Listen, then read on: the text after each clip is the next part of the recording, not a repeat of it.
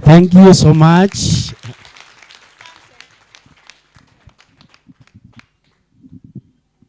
Thank you so much for that good participation. Choir, have a rest kidogo.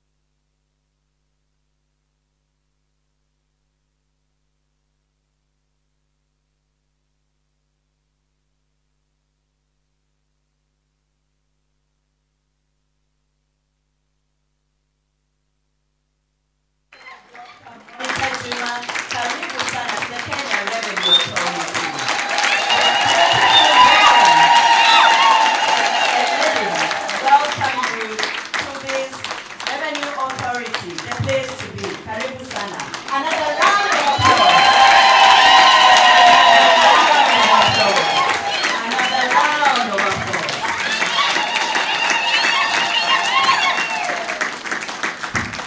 Fantastic. And this morning, because we want to remember our boy children, we do not want to leave them behind, I will moderate this session with none other than Karanu Mushiri. So I will invite him to take us through the introductory piece.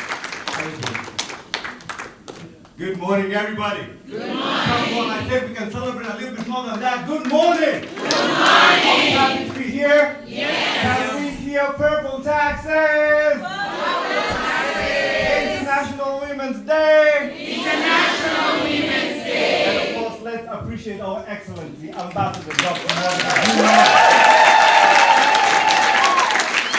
With Excellency, it is a great pleasure at this juncture to call upon none other than Brian Steve to lead us through a word of prayer before we commence with the day. Thereafter, we shall have the national anthem, and then we recognize the people that are in the room. So Brian Steve, if you could please come for a word of prayer. Let's believe and pray. Dear Heavenly Father, on this International Women's Day in the year 2024, we come before you with hearts full of gratitude for the incredible women who grace our lives in the world. We acknowledge the strength, resilience, and love that women bring during the course of existence. We thank you for the women who have paved the way for equality and justice, for those who have been voices of compassion and agents of positive change. May you continue to empower and inspire women around the globe, guiding them to break through barriers and fulfill the God-given potential. We lift up in prayer the women who face adversity,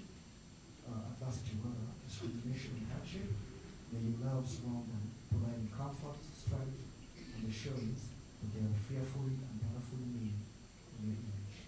Dear Lord, bless the efforts of those who work tirelessly for gender equality, justice, and the well-being of women. May we all be instruments of your peace, promoting respect, understanding, and equal opportunity for every woman. As we celebrate International Women's Day, let it serve as a reminder of the value and importance of every woman in our lives. May your grace shine upon them. May you contribute to a world where every woman is honored, cherished, treated with the rights she deserves. In Jesus' name, we pray. Amen and amen. Let us please remain upstanding for the national anthem.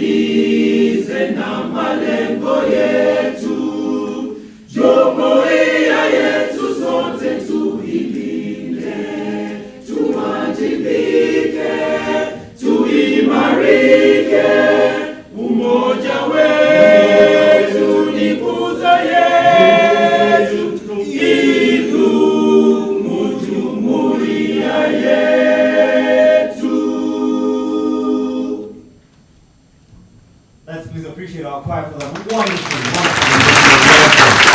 So before we have a sister to invite you, turn to the neighbor next to you and just give them a high five. Take out your phone, have a selfie. It's a love sign. Come on now. Give somebody a great high five. And then take out your phone. I don't know how you're going to do this. And just do a love sign together. And do a selfie. Come on. Show some love. Show some love. Come on. Take a selfie. Come on. Touch the neighbor.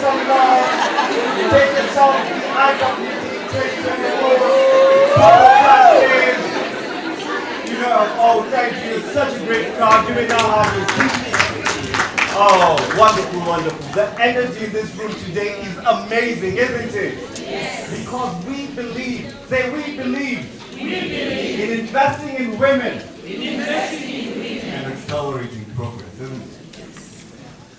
Aren't you one very mother? Who here doesn't have a mother? We all came to be because of women. And right before I hand over to my co-moderator today, so she can take us through a round of introductions, I'll say something I heard very powerfully the other day. That a strong woman knows she has strength for the journey. But a woman of strength knows that it is in the journey that she becomes strong. Wow. All right. Nice. And today, I am sure each and every single one of you today is a woman of strength, isn't it? Aren't you women of strength? And today we want to hear from panelists. We want to hear from speakers telling us about their journey of strength and resilience, how they invested in other women so that today, say today, we can accelerate progress. Come, we'll give you a hand of applause for every single woman in this room, including yourself.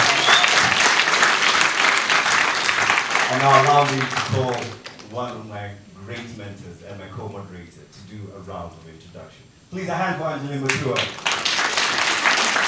Thank you, Karami. Your Excellency, allow us to introduce you to the leadership that is represented in this room today. And I will start from my extreme left. And we have Ms. Doreen Bingi, Deputy Commissioner, Domestic Taxes Department. Thank you. And Joy, I will skip you for now. We also have Commissioner, Corporate Support Services, Madam Nancy Roti. What happened to the jubilations, ladies? We also have Commissioner Mugambi, who is representing Commissioner General. Let's give a round of applause. Thank you very much. We also have Madam Carol Burugu, representing Commissioner Legal and Support Services. Legal and Board Coordination. We have Chief Manager, Domestic Taxes, Joyce Mwangi. We have Chief Manager, Executive Support Office, Madam Teresia Atemo. We have Acting Deputy Commissioner, Teresa Wanjagwa, representing Commissioner Customs and Border Control. We have the one who brings us here together year on year, and that is none other than Deputy Commissioner, Marketing and Communication, Madam Grace Wandera. We also have the employer, the one who employs us, Madam Dr. Emma Omonga. We also have Sheila Sanga, Karibu Sana, Acting Deputy Commissioner, Investigations and Enforcement. And in the room, Your Excellency, we have Chief Managers, Deputy Commissioners. Can we ululate as I continue and as we clap? We have Deputy Commissioners, we have managers, officers, clerks in the room. We have men who have represented the fraternity here. Thank you very much. Asanteni sana.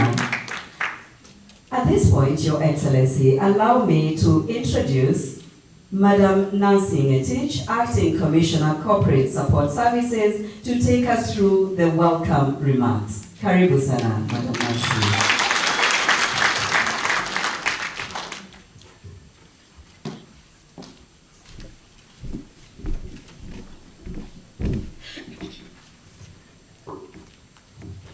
Your Excellency, Dr. Ambassador Monica Juma, the National Advisor to the President of Kenya, Commissioner Mugambi, representing our Commissioner General, distinguished panelists, KRA top leadership present, fellow colleagues present in this conference hall, and those attending virtually. Ladies and gentlemen, good morning. Good morning.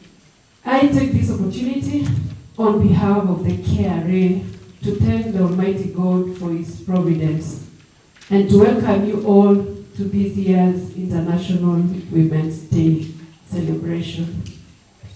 The International Women's Day is marked globally to celebrate the social, economic, cultural, and political achievements of women, regardless of their ethnic, linguistic, cultural, economic, or political backgrounds. The day also serves as a call to action in accelerating women's equality. The theme for this year's International Women's Day, Invest in Women, Accelerate Progress, resonates deeply with our shared commitments to creating a more inclusive and equitable work environment. It serves as a reminder of the transformative impact that investing in women can have on driving positive change and accelerating progress across all sectors of society. Investing in women is not just a moral imperative, it is also a smart economic strategy. Studies conducted and reported, including in the Harvard Business Review in 2009, have shown that empowering women leads to greater economic growth, increased productivity, and enhanced social development. When women are given equal opportunities to thrive, they become powerful agents of change, driving innovation, entrepreneurship, and sustainable development. Mark Parker, then the president and CEO of Nike, said, "Every global company should invest in the girl effect." Economists have demonstrated that it is the best possible return on investment. With targeted investments linked to market demand, adolescent girls will reverse cycles of poverty with huge impact on our global economy. Let us remember that investing in women is not just the right thing to do. It is a smart thing to do. By harnessing the talents, creativity, and potential of women, we can accelerate progress towards a more prosperous, inclusive, and sustainable future for all. At Harriet, we are committed to advancing gender equality and empowering women at every level of our organization and beyond. We recognize that diversity and inclusion are not just buzzwords for the sake, but fundamental principles that drive our success and resilience as a company.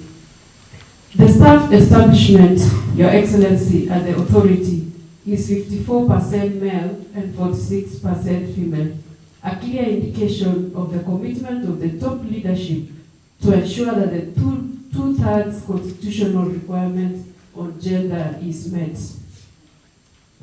Through targeted initiatives, policies, and programs, we endeavor to create a workplace where every woman has the opportunity to reach her full potential.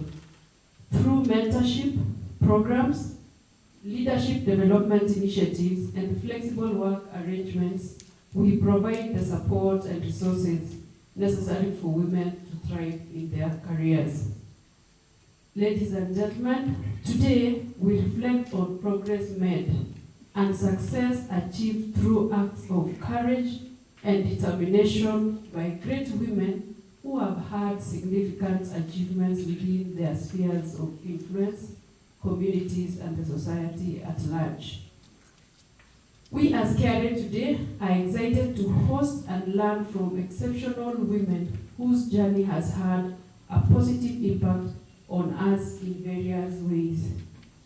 When we look at our great guest today and the role she has played in this country, we can only say we have truly conquered as women, and provides us with hope that we shall continue climbing the academic, the social, the economic, and the political ladders and breaking the glass ceilings. I believe today's engagement will be both inspiring and insightful as we commemorate the International Women's Day. Let me also take this moment to express my heartfelt gratitude to all the incredible women present here today and those who've joined virtually.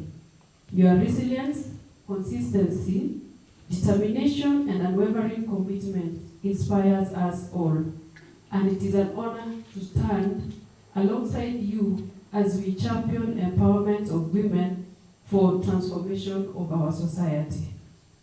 Finally, I would like to persuade us to invest in ourselves in individual wellness, personal growth, and continuous learning, because our progress as women requires not just the support from those around us. It also requires personal initiative and self-drive for excellence. We must be resilient and flexible so as to navigate workplace dynamics, foster stronger relationships within our teams in order to achieve our goals. Once again, I welcome you all to today's International Women's Day celebration. I now take this opportunity to welcome Commissioner Dr. Mugambi on behalf, who is representing the Commissioner General, to give us his remarks. Thank you all.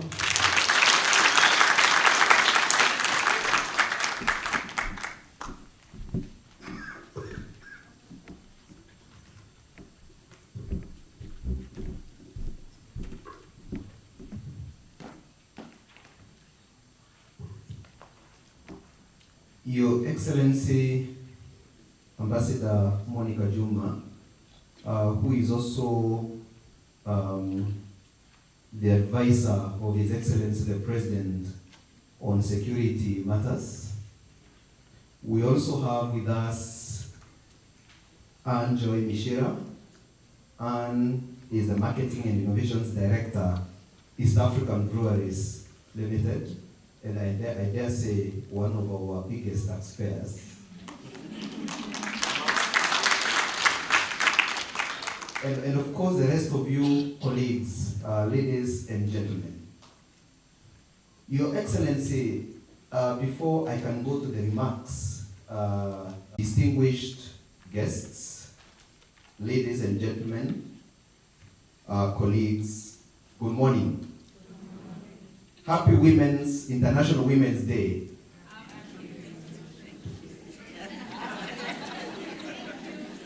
Happy International Women's Day. Thank you. Exactly. You don't also tell me Happy International Women's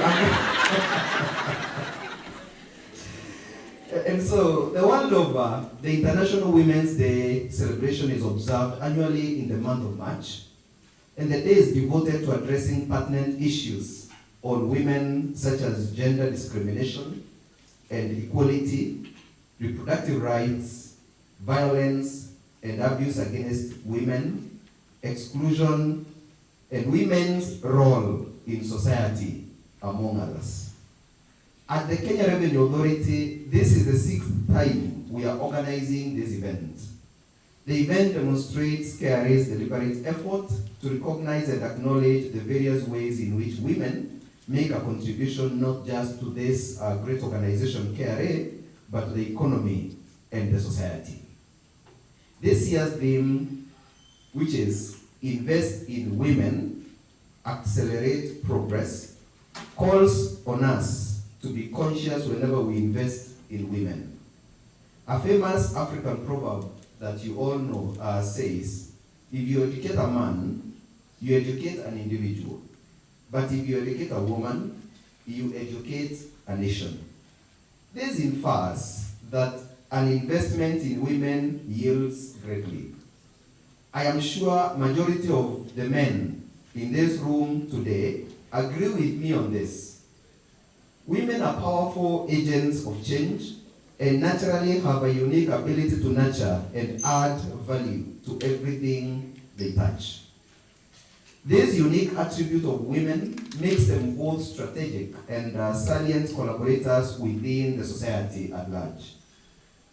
In KRA, progressing women agenda and supporting initiatives centered on gender parity and inclusion is among our key deliverables. This has been achieved through alignment of our internal policies for consistent integration of gender in the design, implementation, monitoring, and evaluation of all our initiatives. We endeavor to enhance gender equity through development of institutional capacity and knowledge to enable gender mainstreaming, creation of structures and opportunities in decision making, and creation of a gender-sensitive workplace environment that is in line with the directives on gender mainstreaming. For instance, the KRA staff complement, like Commissioner Nancy mentioned, stands at 9,716, out of which 46% are female and 54% are male, with a 36% female representation at the top management level. There is a clear indication that KRA is intentionally investing in women whilst aligning with the constitutional requirement of the 2/3 gender principle. Consequently, the leadership and management of KRA therefore recognizes the immense effort, resilience, and contribution from all female employees in support of KRA's mandate.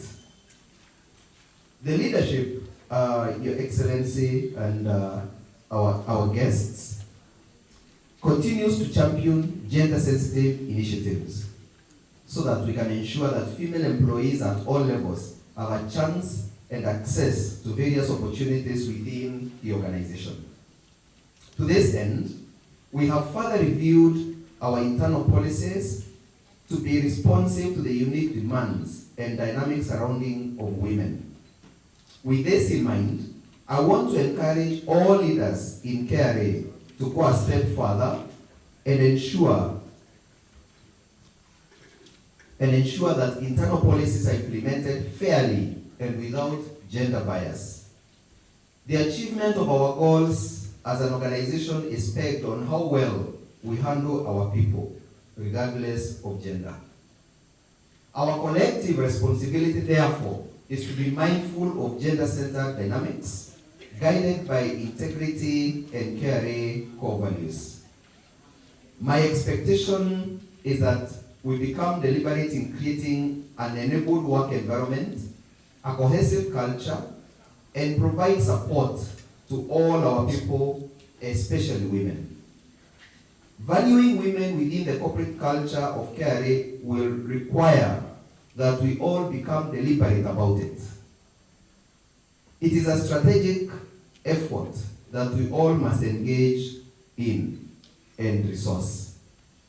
We must continually demonstrate commitment, inclusive behavior, and respect for diverse opinions while creating an environment where team members feel safe to voice their views. To the women in KRA, both here and the rest who are attending virtually, I want to sincerely thank you once again, starting from the leadership team, all teams, and everyone for the support and contribution towards the success of KRA. I want to challenge you not to limit yourselves in any way. Be intentional with your ambitions. Pursue your dreams with confidence and keep putting in the work. Thank you all and happy International Women's Day. Signed, Humphrey Watanga, Commissioner General.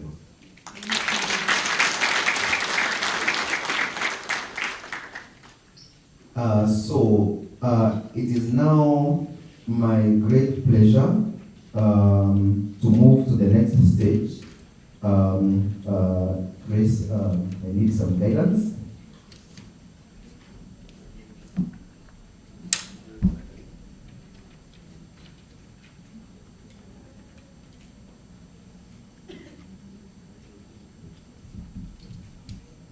Thank you very much. So, before I can invite Her Excellency Ambassador Monica Juma, we are greatly honored to have with us our other guest. And our other guest is Honorable Ms. Harriet Chay. And Harriet Chay is the President's advisor on women rights.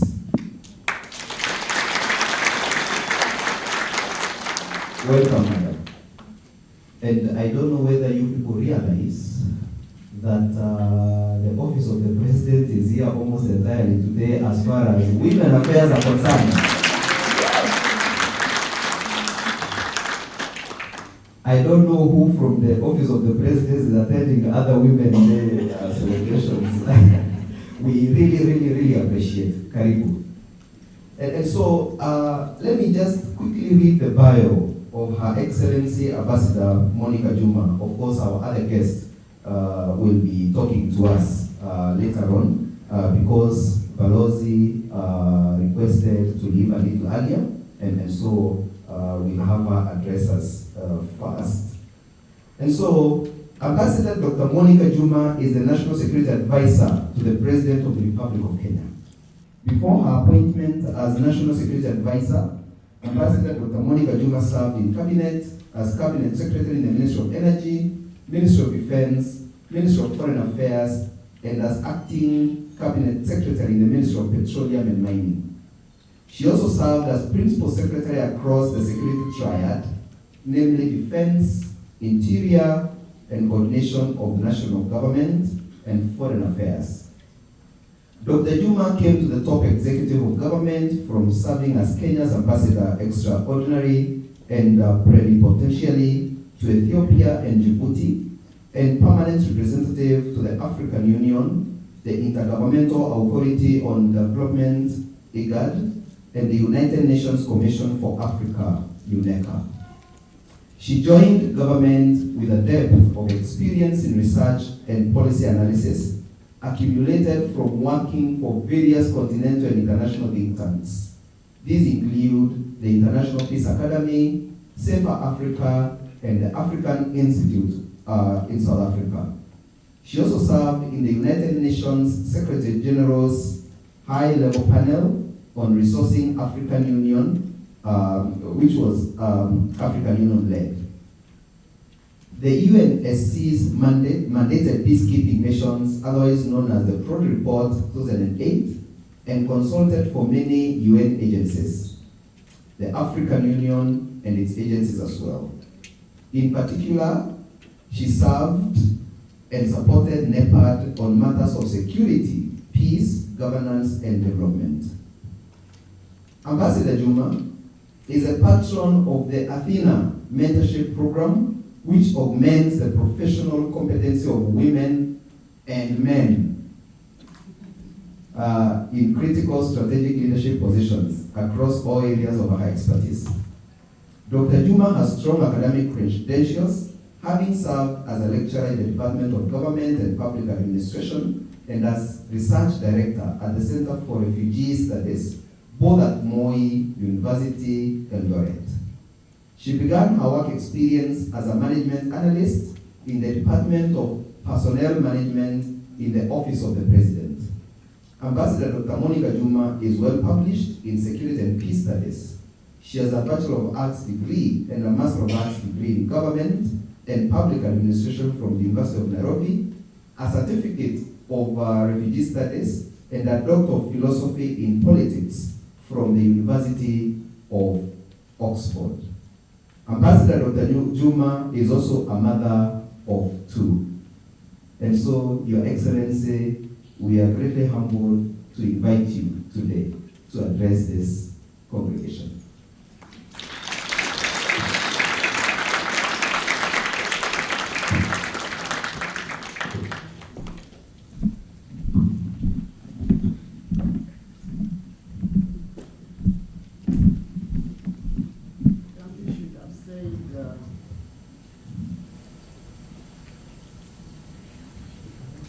Daddy should have said I am a mother of two girls.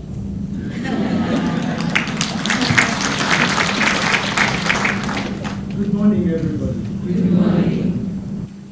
My colleague and friend, Harriet Chay, the President's advisor on women's rights, Dr. Mugambi, representing the Commissioner General, the women leaders of KRA, women staffers at KRA, both in person and online, guests, happy International Women's Day.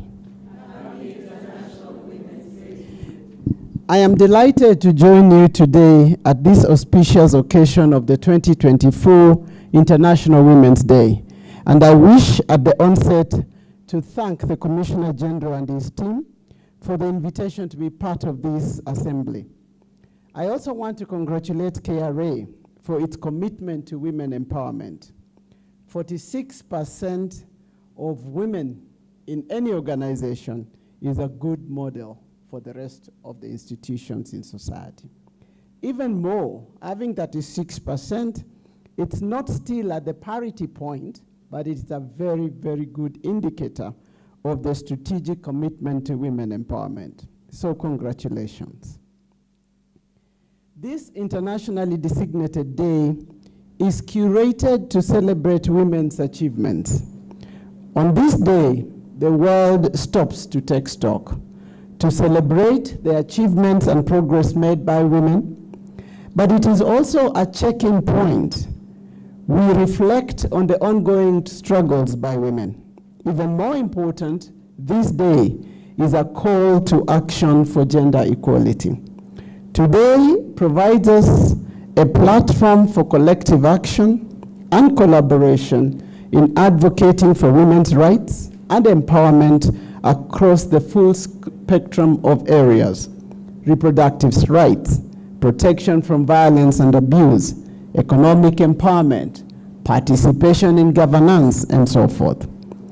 Conceived more than a century ago, actually 1910, and first celebrated in 1911, the International Women's Day is a reminder that gender parity is still far, far from being achieved.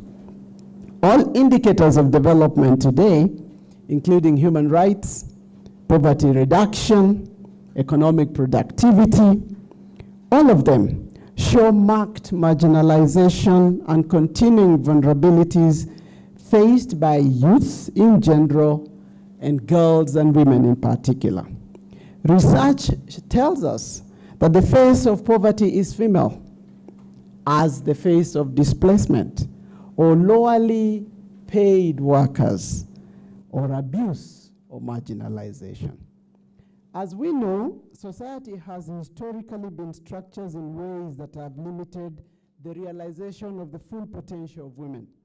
In most cases, engagement of women has been functional, called upon as a matter of necessity, and particularly in times of distress and crisis. And we have seen this during wars. We have seen this with pandemics. We have seen this in political crises, and even during liberation wars. If you reflect back, even during our crisis, the Mau Mau liberation wars, we had women generals. Interestingly, when crises subside, there is an unspoken expectation for women to be feminized again. After women participated in our liberation struggle, including serving as generals, after independence, there were very few citations of these gallant women generals. In fact, women were shooed back to what considered soft services area, okay, to the less lucrative sectors. Not unimportant, there were teachers, and where there were teachers, oftentimes women were classroom teachers, as our male counterparts became the first choice principals and headmasters. And this manifested across all the sectors. Today, in spite of our women being almost at par in the university registration and graduation, the corner offices of private sectors and boardrooms still remain predominantly male. And so, one of the unfulfilled and robustly fought against constitutional requirement of the 2/3 gender rule, which I'm sure Harriet will be speaking to, is confounded by arguments that can only be described as discriminatory and unprogressive. So this International Women's Day today, 2024, convenes at an interesting time in terms of the fracture and volatility across the globe. And surprisingly, this inflection point is playing up in the gender space. We see an increase in violence against women, against the girl child, and this is a story across the world, in the war zones of Sudan and the DR Congo, in Ukraine, in Gaza. Here at home, we are witness to increased violence, even in presumed protected private spaces, in homes, in restaurants, in ARNBs. We are seeing increased cases of femicides. And again, I am sure Harriet might be able to speak to some of this in greater details. The World Economic Forum estimates today tell us that it will take us over a century to achieve gender equality. So today, as the world grapples with myriad of crises, the first people to fall through the cracks and who are likely to remain down there longer are women and girls. What does this mean? For every person, every institution, every country, all of society, today is a day to map out how we can accelerate the journey towards equality, how we can prevent, in the face of extraordinary crises across the world, how we can prevent the relapse of the gains made, because as we know, and has been proven by science, and as we have heard the other speakers before me say, a more equal society is a better society. It offers opportunities for its people to fulfill their full potential. It is more secure and stable, and its people live dignified and full lives. In other words, gender equality is good politics. Gender equality is profitable business. Gender equality is more secure society. For me, therefore, this day is about the next steps. How we make sure that we keep on the positive trajectory for prosperity. In our country, our democratic credentials anchored in our 2010 Constitution place us in very good stand. Furthermore, our leadership by President William Ruto is espousing a governance framework that you have looked at his tweet today. Who has? His tweet today says, supporting women is the easiest thing for me, because it is natural. And now I wish that this would be the easiest thing for all of us. The question, therefore, for the executive of the KRA family is, how can this key institution of our republic breathe more life to the aspiration and policy guidance of the fifth administration of the republic? Those that asked me to speak today asked me to reflect on a few things. How and what I have invested in myself and what the returns of those investments have been. What support I have received from has been like, what my role and value of mentorship of women growth. Ladies and gentlemen, allow me to begin with a disclaimer in my reflection of these very important pointers, because I'm really not very good at describing myself. And I believe this is because I do not experience myself. Other people do. Yes? So I really look for an opportunity when I will have a chance of people that I have lived with, I have worked with, I have fought with, I have disagreed with, help me understand their experience of me. I am sure some of you in this audience would be good candidates for such an assembly, right? What I shall do, therefore, is really to try and reflect on the general principles and experiences of the circumstances that I have been in the hope that this will help to bounce off my own experience on yours in terms of women empowerment. Suffice to say, I have had the luck of being an investment of many, many, many people, particularly women, but also men. And some of these have not stopped reminding me at every turn that they have made an investment. You know, you meet somebody, do you know I did this to you? You know, that happens. And I'm sure that happens to many of you too, because many people have invested in each and every one of you. What is critical for me here is having the presence of mind to realize when an investment opportunity comes your way, and having the courage to seize the moment. Learning at the feet of not just the older people, but professionals has been invaluable. And it is absolutely invaluable for professional people. And more increasingly, these are not necessarily just the older people. I have found myself in recent times benefiting more and more from younger, agile, professionally astute young people. So I am inviting us to have the presence of mind to identify an opportunity and to seize it. So what support have I received? I have had the fortune of support from many quarters in many forms, in the form of advice, in the form of being tasked, in the form of learning and listening. And I have found that experiential learning has again been an invaluable part of that experience. How does your boss model work?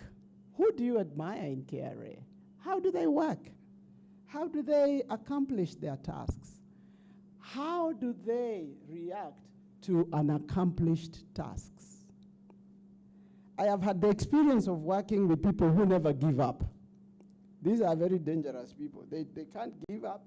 Nothing can not be done, you know. The impact of this is actually indescribable because it takes you to a place where there is a solution to every situation. And I believe there are always answers to everything. Only sometimes it is not what we are used to. So we keep our gaze on what we know instead of allowing ourselves to find new ways of doing things. There's always a way. There's always a way. And so what lessons do you then derive from these models that are around you all the time? All the time. And these are not necessarily your bosses again. You can learn a lot. Laterally, you can learn a lot from your younger, from your juniors, and from everybody else. Are we having eyes open enough to draw on these lessons? What has my public service looked like? This has been a journey. Sometimes when people talk about it, I kind of think it feels like, you know, there's a bit of, you know, exaggeration, I think. Is it, really? How old is she? How old is this woman? But this has been a journey of discovery, a journey of realizing new places, new challenges, and new ways of doing things. If you're ready to learn, if you are curious enough to learn, the ways of yesterday and today do not hold you back. They give you the platform to forge ahead. And just like observed by Nelson Mandela, after climbing a great hill, only then do you find that there are many more hills to climb. So if you look backwards, you'll never see the hills yonder. You will never see the hills yonder. It is critical, therefore, to have the ability to experience every step as a new adventure. And this is a function of your mental state, frankly. The function of your sense of purpose. I know many of you in KRA, not many, you know, you probably, I have had the experience in the public service where people knock on my door and they say, Madam PS, Madam CS, if you can only transfer me to that place and not that place, is there a way in which this transfer can be changed? If not here, but there.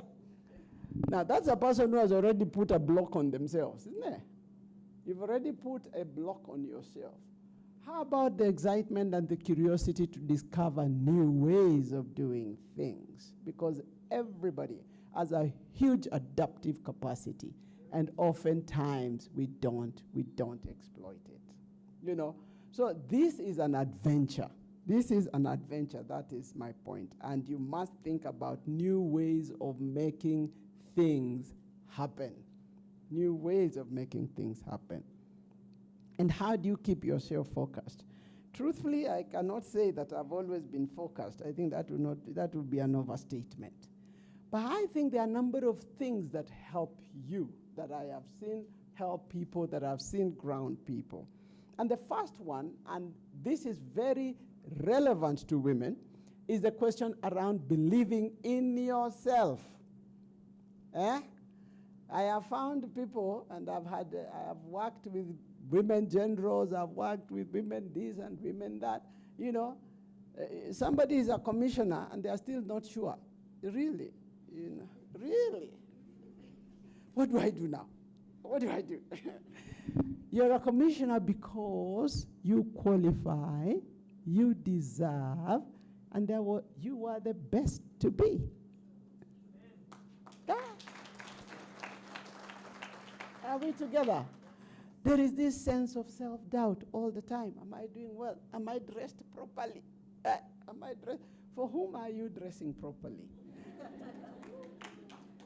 So I just want to leave you with one thing. You do you. Okay? Because if you do you, then really anything else does not matter. Because you do you. Once you do you, it means you're comfortable. It means you do what you have to do. And once you do what you have to do, then you are not sorry about it. Yes? Because you've done your best. And that's it. Because nobody can ask you to give more than you. But if you don't do you, because you're worried about your dress and you're worried, and will Mr. Mugambi, and he did not look at me properly, and when... There's too many things, there's too many baggages, yeah? If you do you, your shoulders are light. You have very light weight on you. And so it releases you to fulfill your potential, to serve your organization, and to fulfill yourself, because you are doing you. Hallelujah. Okay? Secondly, you must have a conviction for something. If you should feel that KRA is not fulfilling you, walk out. Because there is something for you. Okay? Because there's something for you. So conviction about something is important, because once you're convicted, it is not a burden to give yourself. Once you're convicted. But if you're not convicted, you are struggling. You can't wake up in the morning to go to work. Oh my God, I will see her again. You know, and you're troubled. And it just means you're limiting yourself to fulfill yourself. So conviction is very important. Please keep your eyes on the target. Because if you don't, then you cannot improve yourself. The reason we improve ourselves is because we have a undiverted sense of where the strategic end game is. Once you have that, then you know where to play. You know where to spend your energy. You know where to seek improvement for. There is clarity. So eyes on the target. It's important to work with others. I have not found a person who has said they have done something by themselves. Please, find your team, work together. You must have the ability and the humility to wake up when you sleep and fall.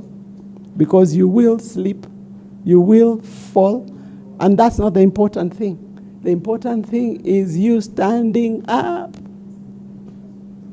and knowing where not to sleep up again. Okay? So don't be so frightened about if I do this and it doesn't work, so what? If it doesn't work, you get on with it. You try again. Or you do something else. Or you do it differently. Yes? So the fear should never be a fear of sleeping up. It should be the ability to stand and keep going, keeping your eyes on the target. Preparation is key.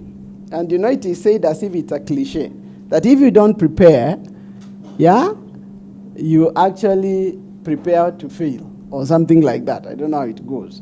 But nothing beats preparation. Nothing beats preparation.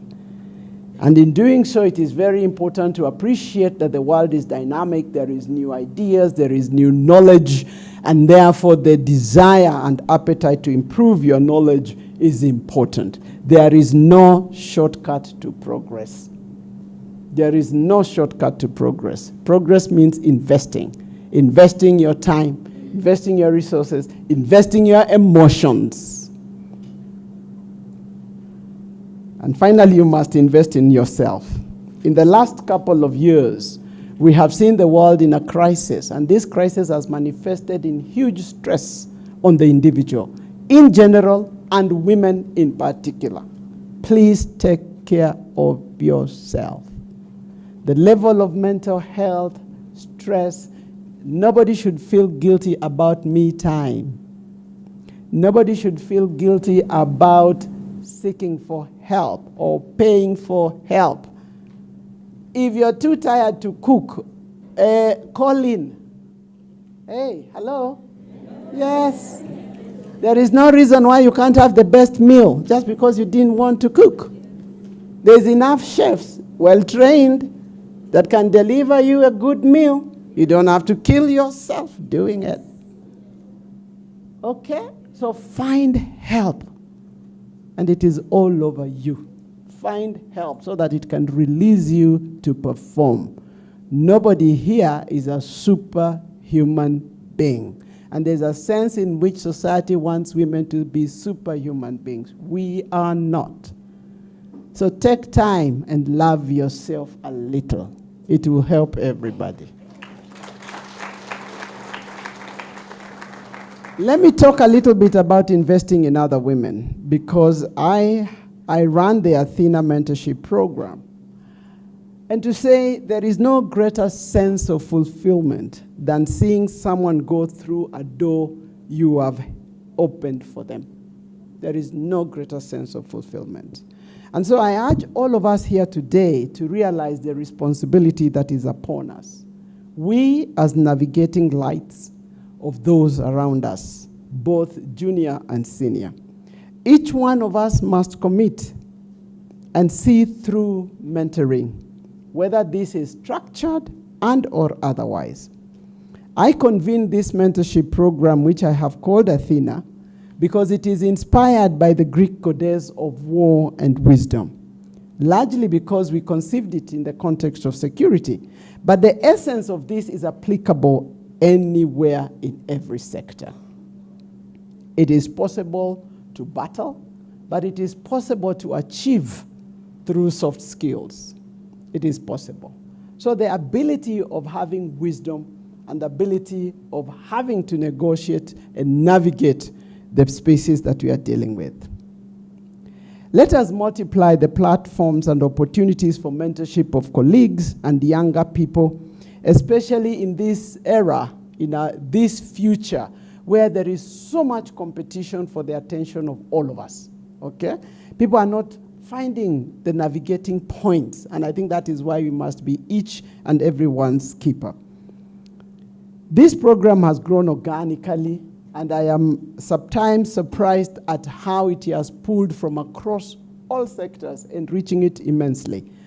So we are across in the security sector, in diplomacy, in the extractives, in energy, in fintech, in engineering, in finance, and everything. And it's interesting to see the engagement of women when they meet. In this cross-generational, it includes older and younger people. In fact, the reflections now is to do an intergenerational session with people from 8 years to 80 years, you know, so that you can create a journey through life of women. But it also cuts across the professional, all the professionals, as I've indicated, offering safe spaces where we can build confidence, where we can reaffirm one another, where we can exchange knowledge, where we can network, where you can realize you are not alone. You are not walking this journey alone. knowing sometimes that bad things happen to good people and that they don't have to put you down, giving professional guidance and lighting up on each other's path. And sometimes Athena is also for girls to be girls. So when we meet, we do all serious things, and then we become flippant and girlish, because we must be. Okay? So how then does KRA take this story forward? I think KRA is in the right path, the path of bold policy making and execution, deliberate action, targeting efforts to gender mainstream, because this is good business. This is very good business. Having inclusion committees, having policies for gender mainstreaming. It is extremely important that this targeting continues in specific ways, so that it's not just about, being nice. It shouldn't be about being nice. It should be about enabling women to fulfill their full potential. So in terms of training packages that are targeted, in terms of creating the right environment to ensure that women are not struggling. When I served in the MFA, one of the most striking things was the struggles that women, young women diplomats, and now diplomacy is no longer the area where it was old men, as envoys. Now you're having young, mothering women who are going out as diplomats. And the structure has never been thought through on how you support them. Now, this could also be the case in some of the KRA places. And I think you need to think about the environment and creating an enabling environment deliberately that can enable women not to be encumbered by all the other important roles that then people have to put aside their professional growth in order. It should never be the case that women have to make choices between being mothers, between being women, and being professionals. So there has to be very deliberate structures also to encourage women. There have to be very deliberate structures to deter abuse of women, to protect women, and to provide a safe space where this information can get through without any negative repercussions. Because if you feel that this is going to expose you, then it becomes very difficult to actually provide that information. And so there has to be a way in which the KRA has to develop emotional intelligence that supports women, its women staffers. It is possible to have senior women to promote women in an environment that is very, very cruel and very, very abusive in many other ways. So I think it's very, very important to keep this going, to create safe spaces, to create linkages to the right points of support, even if these points are outside of the organization. Ladies and gentlemen, I could go on and on, but let me commend KRA for this deliberate effort. I think it is a strategic imperative. It puts you ahead of your other institutions. It is my prayer that this sets us on an unstoppable journey of scaling the quality, the level, and the quantum of women empowerment in KRA, and also to women around us, even beyond the KRA. My call to action for KRA: invest in women Mugambi to guarantee optimal performance. Wow. Happy International Women's Day, and thank you once again for inviting me to be part of this assembly. Good day.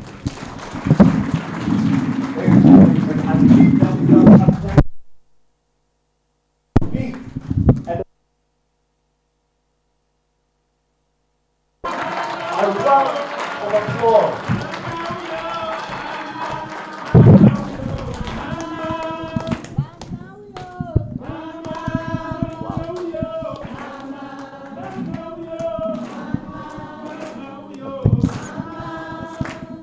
Thank you, choir, for that amazing appreciation. Now, ladies and gentlemen, before you have your seats, I want us to appreciate the ambassador with the Carabando clap. I believe we've done this before, isn't it? We remember what it is? All right, to appreciate what has been shared to us by Dr. Juma, let us do the Carabando clap. So let's go. Carabando. Carabando. Carabando. Let me remind you, it's Carabando, 1, 2, 3. Carabando, 1, 2, 3. Carabando, pa, pa, pa, pa, pa, pa, pa. So let's try this one more time. Carabando, Carabando, Carabando. Great, you may all have your seats. Now, because we have a very short amount of time with Ambassador, I will request she comes back and takes us through a very short panel discussion so that we can hear more from her. Do we not want to hear more from her? I am sure we have more wisdom that we can get out of her. Do we not want to hear more from her? Allow me at this juncture to, with most humility, Your Excellency, ask you to please come back, Dr. Mugambi radio profile, to come and join us for our panel conversation. Joining you, please let's appreciate her as she comes. Joining you in this session is our representative for Commissioner General, Dr. Mugambi Mwirigi. And we shall have a quick 20-minute session and a last 10 minutes of questions and answers. All right. Dr. Mugambi, as we allow Ambassador to gather her thoughts, after listening to her reflective address, what do you have to share with us, particularly in line with the theme of today?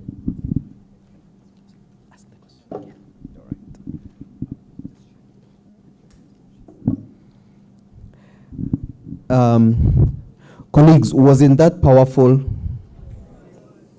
And, immediately Ambassador finished her address to us. One of the things that I told her is that we need to see how we institutionalize Athena within KRA. Is that not a good thing?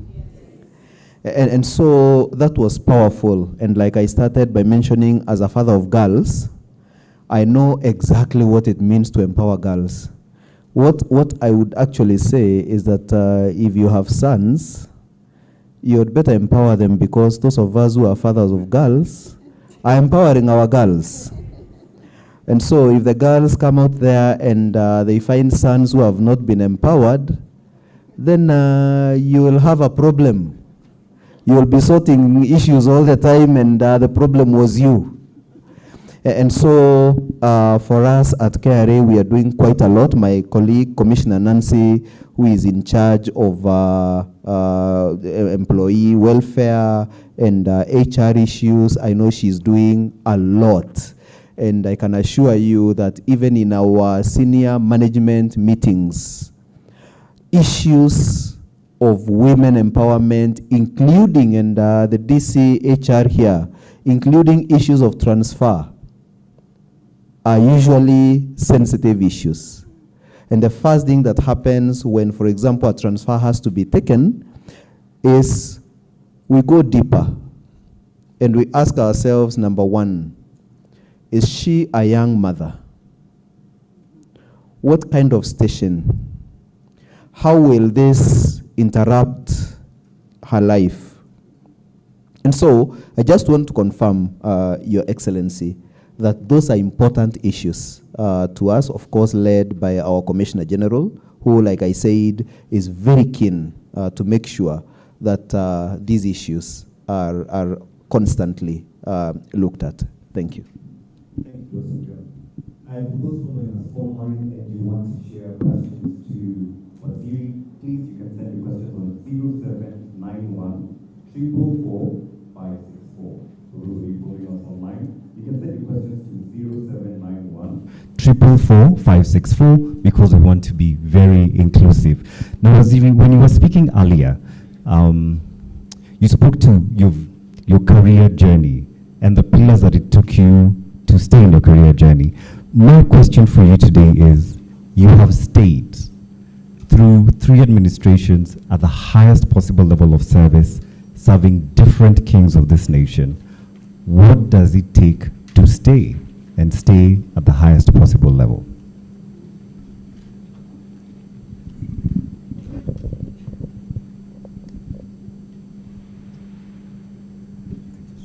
Hello. Well, thank you very much for that question. But that question is like another very popular question which women are asked. How do you balance your life? You don't balance your life, you live your life. So when people ask me, have you stayed in 3 administration? I don't know how long, Mugabe, you've been in KRA. How long have you been? I have stayed through 3 administrations. Precisely. It's actually true. There are very many Kenyans that have stayed longer than 3 administration, you know, and oftentimes people forget this because you're just looking at a very small tier, you know, of people. How you keep your job is by doing your job. It's very, and that question is fairer asked to the appointing authorities because they would say why they did the appointment. But from where I sit, I think the most important thing is really doing your job, having a conviction for it. If I didn't believe in this job, I wouldn't take it. So having the possibility of that conviction is very important. And looking back to think, what do I want to see when the journey is done? You know, I have always asked that question, and I hope that when I look behind me, there are some steps I can see that I've left on the ground. Yeah. That what we all want, to have steps that we can see based on where we have gone. And that's actually a very good thing you said earlier, that it's like asking how do women balance. But allow me to press a little further, Dr. and ask, when you are 90 and you're looking at the legacy of your entire career and the women you've raised through Athena, the women and the men you've also impacted in public service, much as you said that people experiencing they should tell you, what would you want to be the legacy written of you when you're 90 or 100 years old?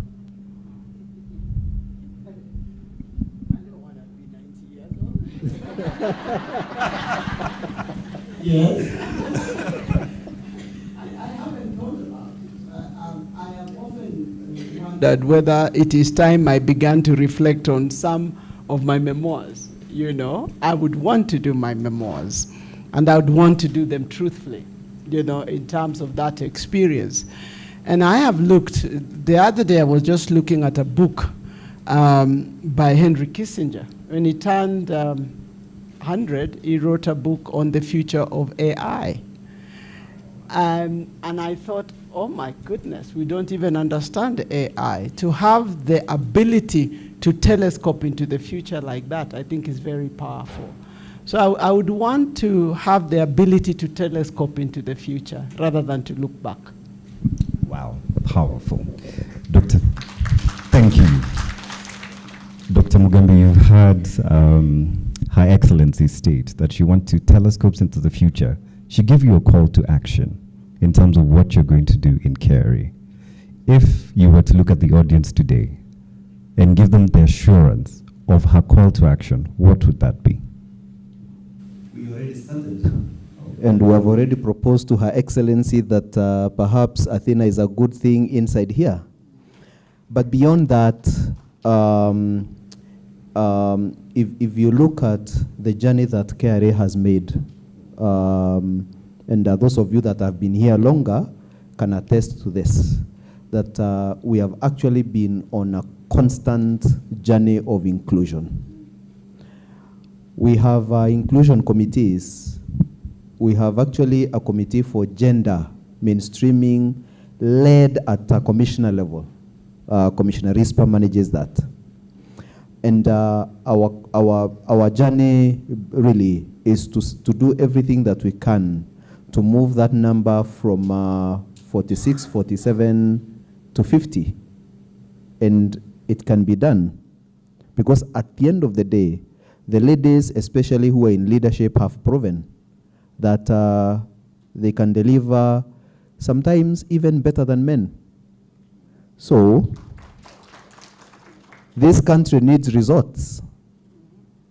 And if these results are going to come from the ladies, why should we not support them? And so I can assure you, on behalf of KRA, on behalf of the Commissioner General, that there is a journey that is not about to stop. And what happens if you stop a river? it overruns. It finds a path. So this is not a journey that is about to stop.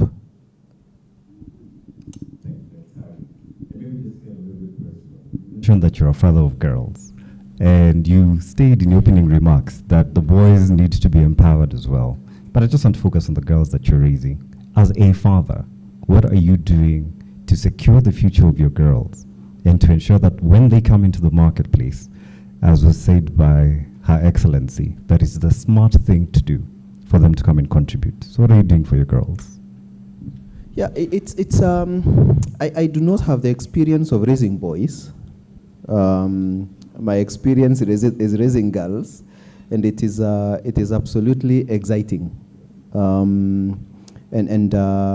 think my call to everybody, and I think it doesn't matter whether they are girls or they are boys, is to invest as much as we can to these children.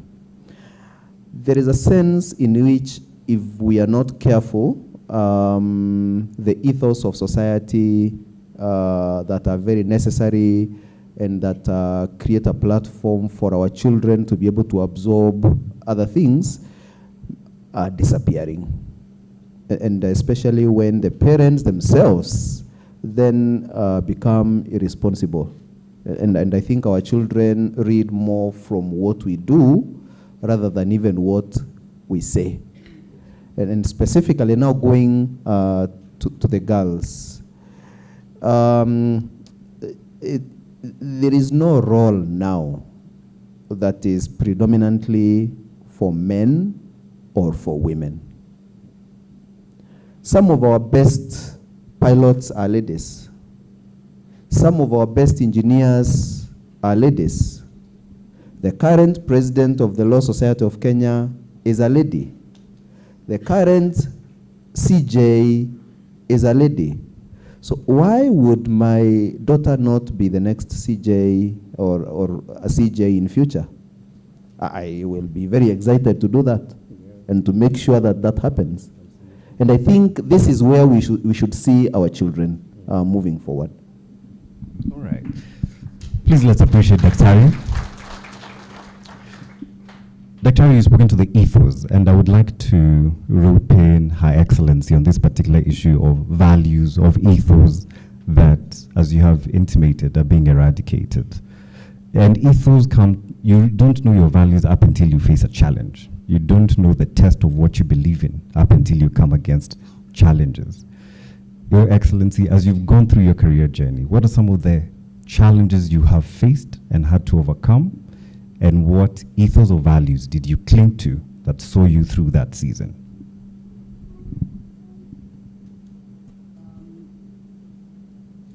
I think along the professional path, there's a lot of uncertainties, and challenges. You might call them challenges. There are challenges. You all arrive oftentimes in a group of you. You are recruited at the same time, and soon the differentiation begins to happen, and you all want to be promoted, and so why is so-and-so not me? What did I not do? My boss doesn't like me, and he's the brother of so-and-so. And can I go to their house to talk to their mother? All sorts of things. In all these journeys, and then it takes another format. In KRA, then somebody comes, I don't want to pay taxes, maybe I can talk to you and not talk to you, Ultimately, this thing depends on your personal choice. It has nothing to do with your boss. It has nothing to do with your mother. It has nothing to do with your brother. It is about you. That's why I said you do. If you do you, it is not difficult to make these choices. You don't make the choices because there are no choices to make. Yeah? There are no choices to make. There is nobody here who doesn't know what good from bad is. It is that simple, frankly. It is that simple. But the pressure comes from everywhere. And for women, it is particularly interesting because sometimes you have to negotiate it to your houses. Yeah, your husbands place themselves as the middlemen of here and there, or your brother, or your father, or your who, or your mother. you know, and so you have to weigh yourself between these people who you love dearly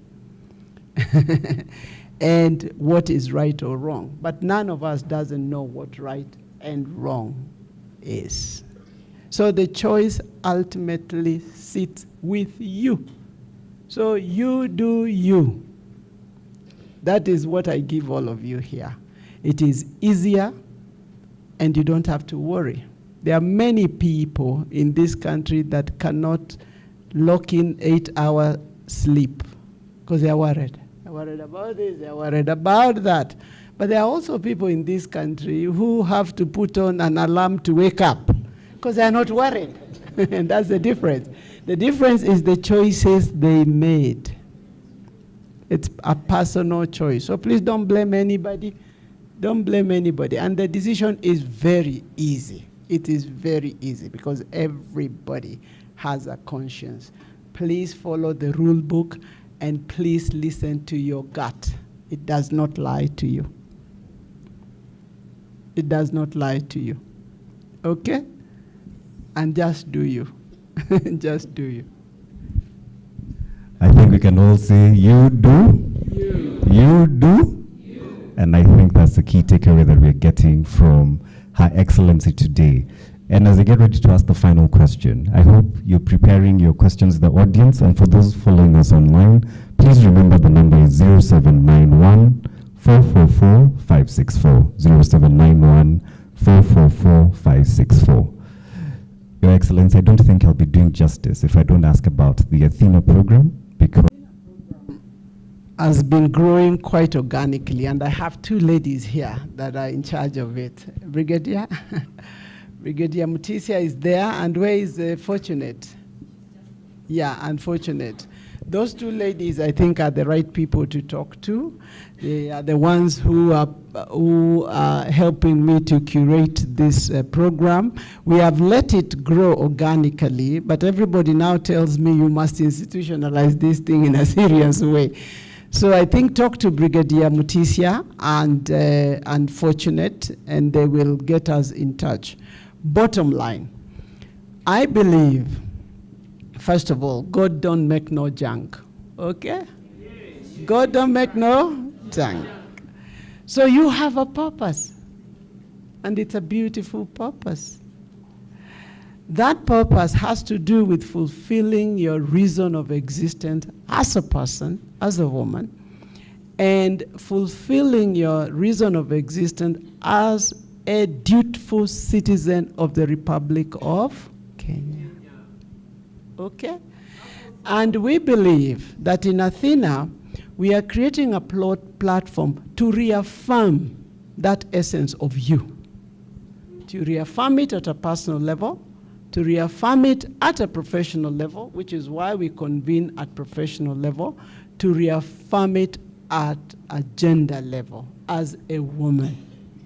Because we know, history, science has told us that societies that are empower their women are better societies. And I personally believe that the future holds a better place and that women must walk to that future with confidence. So that's all we're trying to do in Athena, besides being girls. So when you come to Athena, when we have the KRA Athena, there'll be a girl session. Mugambi, you are invited, but you know, you would like it. And you can bring me your 2 girls. Your 3 girls, yeah? So this is what we do. And I think we are moving in terms of beginning to create specific cohorts for specific issues. One of the big issues that has begun to emerge is the transition from the middle level to the senior executive level of women. It's a level where support systems are not there, and oftentimes a very lonely place for women. And so we are paying attention to that to see how we can build comfort, but also we can enhance the ability of every person as an individual and as a collective to work together to realize their full potential. So I welcome all of us and look forward to our next session for KRA or KRA Plus, depending on how we configure it. I think that deserves a round of applause. Remember, investing in women is the smart thing to do. Maybe you can just take one question from the floor to allow someone the moment or the privilege of addressing Her Excellency. Just one question from the floor.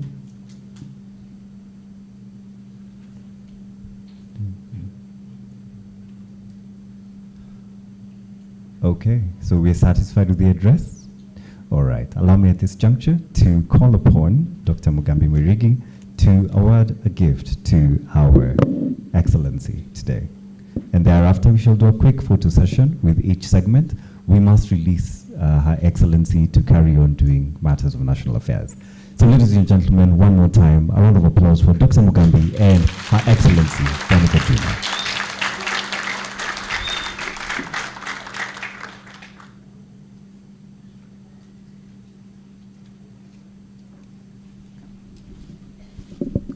I shall ask, they come down.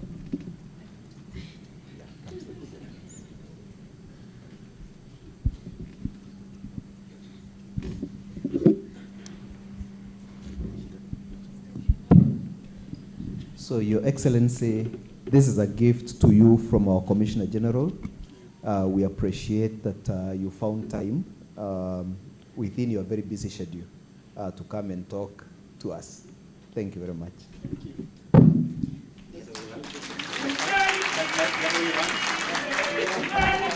Thank you.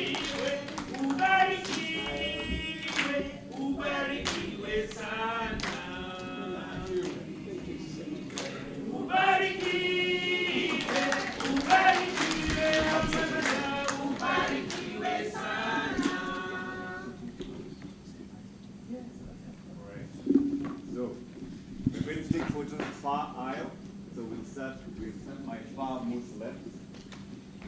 And also, we'll wait in 4 sessions, starting when we reach all of you, you will all stand up.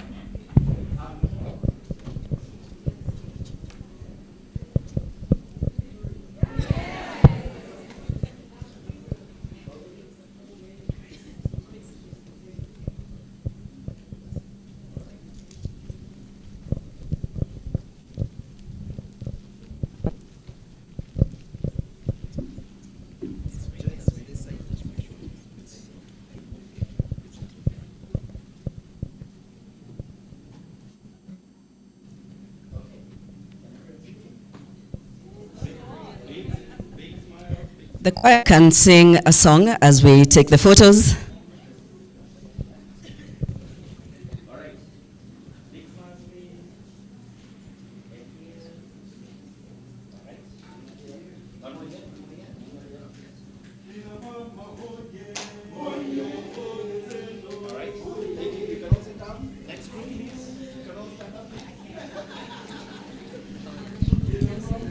We will show the love sign as we take the photo. So come on, let's show some love.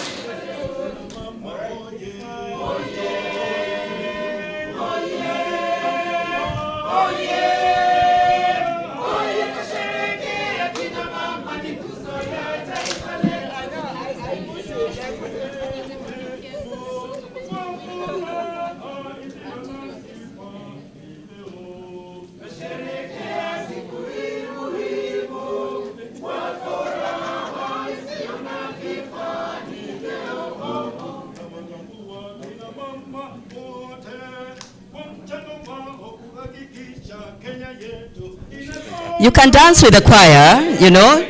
Shake mabega, do you. An opportunity to do you. Beautiful smiles I see.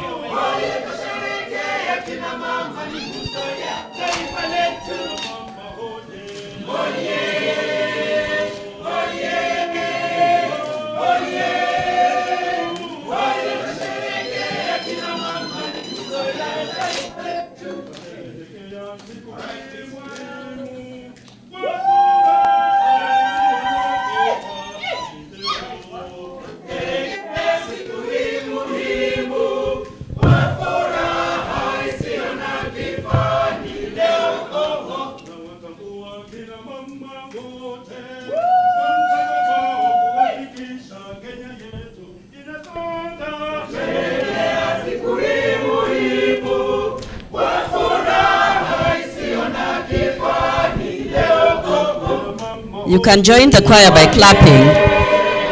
Clap. Let's clap and enjoy. Well done.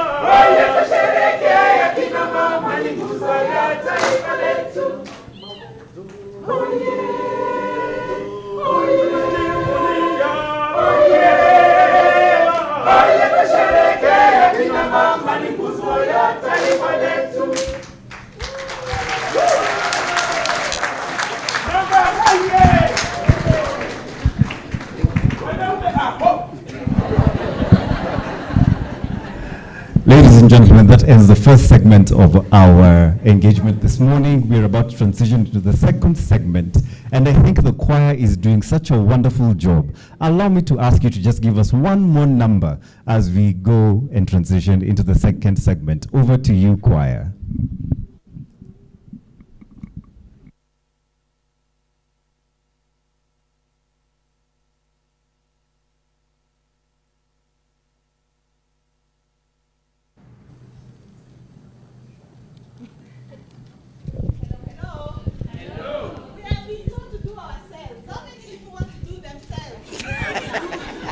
You should start doing yourselves right now.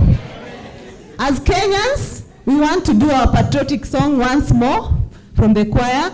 Please join in. Start doing yourself right here today, right now. Karibuni. Simameni, mjipe raha.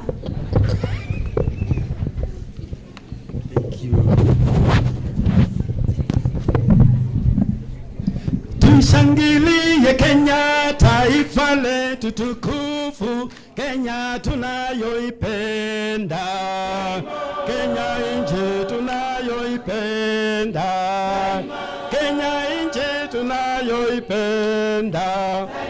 Twajivunia sana tukijiita wa Kenya, nchi yenye baraka, Kenya nchi yenye baraka, Kenya nchi yenye baraka. Kenya makao yetu ni nchi ya kupendeza, kamwe hatutaiacha. Kenya nchi hatutaiacha, kamwe Kenya hatutaiacha. Anayependa Kenya ni yule mwenye kutenda haki kwa watu wote, mtu mwenye kutenda haki, mtu mwenye kutenda haki. Na ukipenda Kenya ujitengane na mambo yenye kuvunja amani. Hatutaki matata Kenya, hatutaki matata Kenya. Wenzangu, Kenya kipenzi chetu, hatutaiacha milele dai. Wenzangu, Kenya kipenzi chetu, hatutaiacha milele. Kenya kipenzi chetu ni nchi ya upendo, hatutaacha Kenya daima na milele. Kenya. Before we stop this song, Oh, wenzangu, Kenya kipenzi chetu, hatutaiacha milele. Oh, tushangilie kwenye Kenya, taifa letu tukufu, Kenya tunayoipenda, Kenya nchi tunayoipenda daima. Thank you very much. Thank you, Sana. Ambassador, we truly, truly appreciate you, and we welcome you again. So let's bid Ambassador goodbye. She has to leave to another assignment. Thank you very much. Thank you. Asante Sana. How are we progressing so far? How are you feeling? I cannot see some smiles. You've been told to do? To do? So how are you doing it? How are you doing it? Yeah? Good. Now we are just about to start the next session of the event, but we purpose to close by about 1:30. Okay? So bear with us. Keep the smiles. Keep the bright, beautiful looks, because today is your day. Because today we are doing us. You're looking very beautiful from up here. So as soon as they come back, we start on to the next session, okay? Salimia mwenzako. Get to know how they're doing.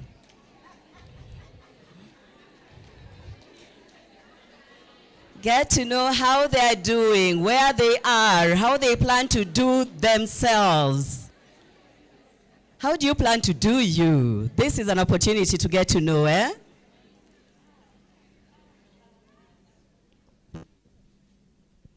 Okay, great. So let's welcome them back again with a clap. Ululations. Another clap.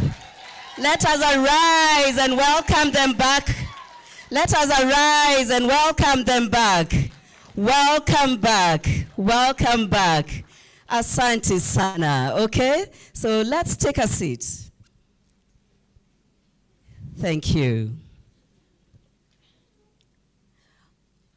Honorable Harriet, we are now at the next phase of the event today, and we truly thank you for making time for us to join us and spend time with us.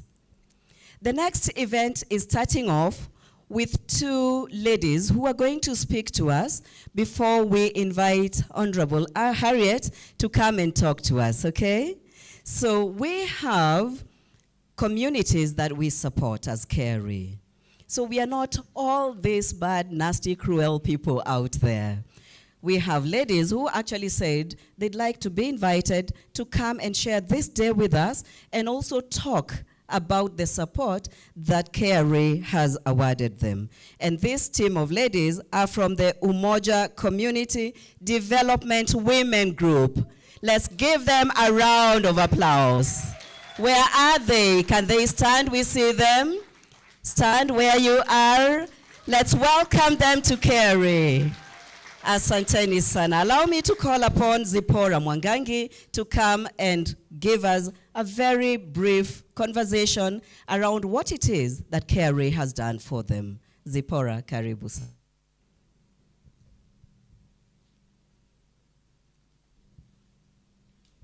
A round of applause. A round of applause. A round of applause. Good morning. My name is Zipporah Mwangangi.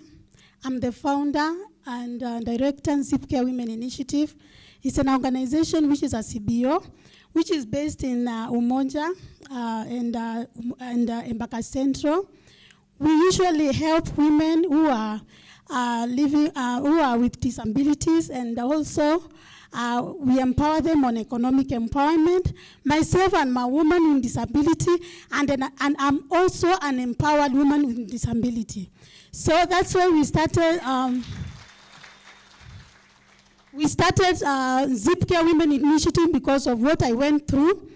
I acquired disability in 2017 after I got involved in a road accident whereby I got a fracture of a femur bone. I'm a nurse by profession. but because of the disability which I acquired, I was not able to continue doing my nursing work where I was working. I went through a lot of stigma and discrimination from friends and also the colleagues, and that's why I said I cannot sit down and wait for people with disability to be stigmatized. That's why we started our organization called Zipcare Women Initiative, and we are doing a lot of economic empowerment for women with disabilities. This is not the time that women are going to sit down and be people to sympathize with them. We say no to sympathy. We say no to empathy. What we want is inclusion for people with disability. What we need is inclusion and also assistive devices for women with disabilities. Because if you give them the assistive devices, they'll be able to do what other women can do in the community. So we encourage you people to give us the chance to serve you as people with disabilities, and we are going to give you the best place and the best things we can do. We also thank God because of Harriet team. They came to Umoja for 2 days. We had a very good workshop whereby they helped us to file our returns because people in the slums, we come from Umoja, so we are watu wa mtaa, watu wa Eastlandu, unaona? So sisi tunaongopanga watu wa Kiare, si uongo. Tulikuwa tunawaongopa. So there's this group of our partners anaitwa Yes Foundation. Ndio waliniambia kwamba we have visitors from Kiare. So can you organize your people to come and be told on how to, nikamuuliza tulipe tax ama ni nini? So because I knew to Kiare mambo yao ni tax, but I came to realize Kiare is a different team. You are good people. You came to the ground. Mulikuja pale Umo. Tumekaa na nyinyi for 2 good days. Mukatusaidia kufile our returns. Mukatusaidia hata kupata certificate of compliance. Tumefunzwa hata watu wa procurement. They came to the ground. Wametuonyesha hata kumbind. You know? So soon we are coming here as business people. We are coming to ask for tenders from you guys because we were showed how to do the bidding. They also told us how to apply for the tenders from our groups. As Zipcare and Yes Foundation, we want to request you, KRA team, please don't leave us. Come back to the ground. Mulipata tu watu kidogo. We still have a team of people on the ground wenye wanjui mambo ya hii ya KRA. Mukuje pale, tunawaomba, mutufanye kama ambassadors pale mtaani. Na mukitufanye kama ambassadors, we are going to mobilize our people. We are going to mobilize all the women. Njuu wanawake wanajua kufanya kazi. Wanawake wako na mabiashara. Lakini wanjui kwamba kama unjaanjiriwa, unafaa kufile return. Hawanjui. So wakati mnakuja pale, venye mmetup empower. Kama mimi nimejua kwamba hata kama niko na biashara, I can pay tax. Na kuna ile tunafanya na simu, si ndio hivyo? Pia kitu kingine nataka kuambia ni kwamba watu wa mtaani pale wanatumia kandunda. So hawana smartphone. Wakati KRA walikuja pale kwa Ngrao, walikuja na smartphones, they came with laptops and they assisted our members. Almost ilikuwa more than 150 women mpaka tulifukuza wengine. So we still need another chance. Mrudi pale mtaani, tufunze watu mambo ya kulipa tax. Si ndio? Kwa sababu tukilipa tax tunajenga nchi yetu. Si ndio hivyo? Kwa hivyo tumeacha kuongopa kwamba KRA ni mambo na tax, mambo na mnakuja kutunyang'anya.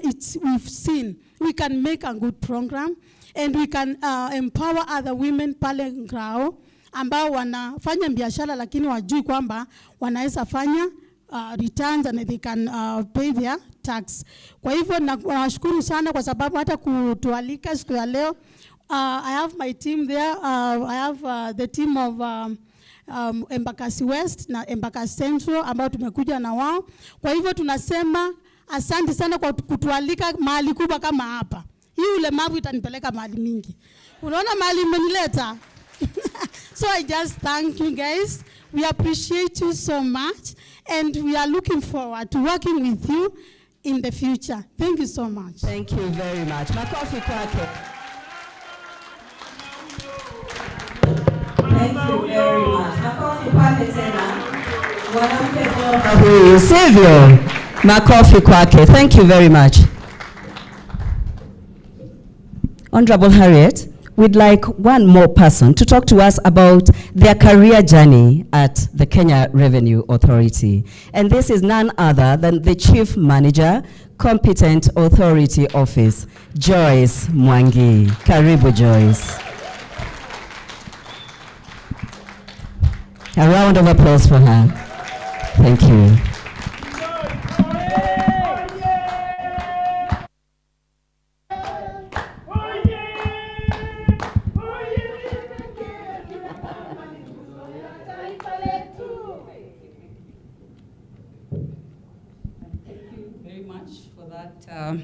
Rousing welcome. Honorable Madam Harriet Chay, Commissioner General KRA, represented by Dr. Fred Mugambi, commissioners present, distinguished panelists and guests, ladies and gentlemen, good morning. And happy International Women's Day. As you've heard, my name is Joyce Mwangi from the Competent Authority Office in Domestic Taxes Department, where I'm in charge of international tax policy. And it's my extreme honor and joy to be given this opportunity to speak to you on career growth and my career path by sharing a little bit of my career journey and the lessons that I've learned. The organizers had given me a few questions to guide me, quite a number of questions on what decisions did I feel were instrumental in propelling my career forward. Can I share some of the challenges that I have faced in my career progression? How did I navigate these challenges? Did I find any challenges relating to gender in my journey? How I approach leadership and mentorship? Strategies for continuous learning, skill development, and what advice I would offer to other women who aspire to achieve similar success in their careers. You've all heard you're supposed to finish by 1:30, so I don't think it's possible for me to address all those areas, but I will just share 3 lessons that I have had in my career journey in KRA. I joined KRA in 2002 as a graduate trainee, straight from the university, and after 2 years of a rigorous and exciting training as a GT, we were asked to choose where we would like to be deployed. So here I was, early 20s, just finished the GT training, and we actually, KRA was kind enough to ask us, where would you like to be deployed? So you give your first 3 options. As a lawyer by training, I really, really wanted to go to the legal division. But I had heard some stories about that particular department, and I was told that people sleep in that office.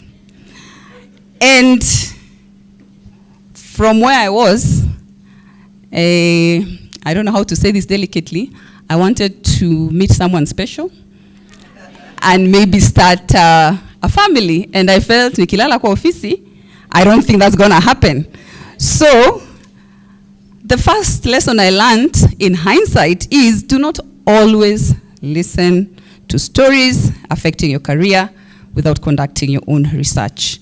Because on the strength of that one story, I changed the trajectory of my career, did not go to the legal department, but God by his mercy allowed me to join a very, very good department, human resources, where I learned a lot of life skill. I mean, God didn't let me down. He said, Wewe, you're a bit silly, but I will allow you to learn something that will help your career, because even now, 20 years later, I am still picking from the lessons I learned from HR, how to handle people, how to develop people. So it was not really a mistake, but I didn't start with my first love, which was the legal department.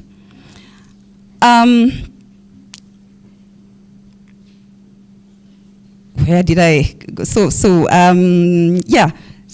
after HR, I spent 4 years in HR. And after that time, that small voice that wanted me to go to legal hadn't quieted down. I did my research, then I learned to do research. Nikajua, really, it's not sleeping in the office. It's once in a while, there's a lot of work and people extend. Kuna kulala kwa office, people extend. So I moved to the legal division where I fulfilled my career dreams, and I enjoyed working there for 3 years. In our GT training, we were taught that we should be ready and willing to work in any department of the KRA. And I therefore got the opportunity to move to the large taxpayer's office because I the core business of KRA, how the tax career break, and traveled to the United Kingdom to study for my master's degree in law. I was not so young then. I had spent some time in KRA. I was in my early 30s. So this was a very difficult decision for me. I had this dream. I wanted to study out of the country, but this time, my last lesson, because of time, that I will share today is to develop an attitude of gratitude. It is a fact that KRA is a wonderful employer, isn't it? I think KRA is and we're not just saying that, DCMA, Commissioner Nancy. We really appreciate, KRA tries. We are paid well, we have good benefits, yeah?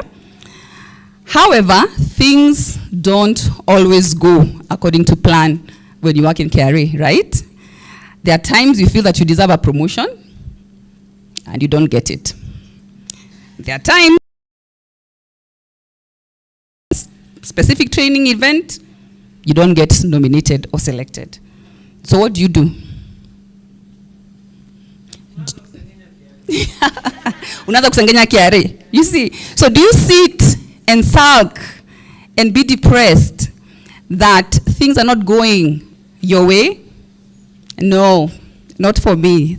I have learned that an attitude of gratitude goes a long way in helping us to focus on the things that are going right in our lives, in my life, and not on things that are beyond my control, because sometimes those things are not beyond our control. Those things, sometimes we really, really can't control those things.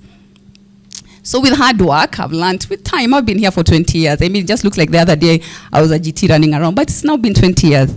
And I've learned a lot that with hard work, determination, patience, and resilience, the promotion, the career growth, it will surely come. By God's grace and God's blessing, it may delay, but it will come if you put in those right ingredients. It will come, and it will come in God's perfect timing.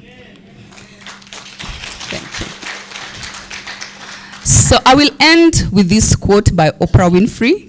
She's an inspirational woman leader. And she says this about gratitude. Be thankful for what you have. You will end up having more. If you concentrate on what you do not have, you will never, ever have enough. Thank you very much for listening to me. Thank you, Joyce. A round of applause for her. Thank you very much, Joyce. A reminder to all of us, and especially those ones following us online, we are live on KRA TV.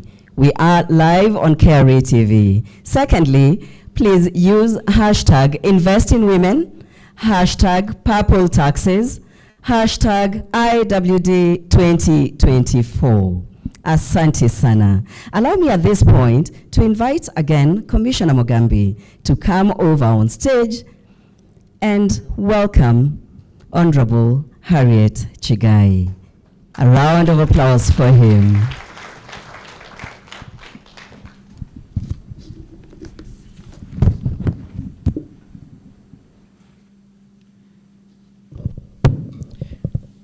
Honorable Harriet Chay, you're the Presidential Advisor on Women Issues and Women Rights.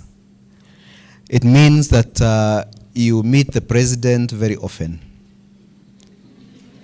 I think you've seen what kind of women we have here. Where are the women lawyers, by the way? Unaona ni wengi. Joyce hajainua mkono. So you're in good company.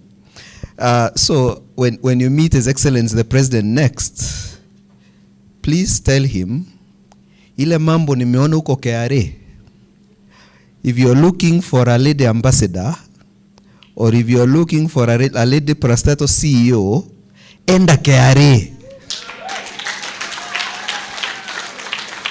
Huko ndio wako. Alafu after that uende EBL.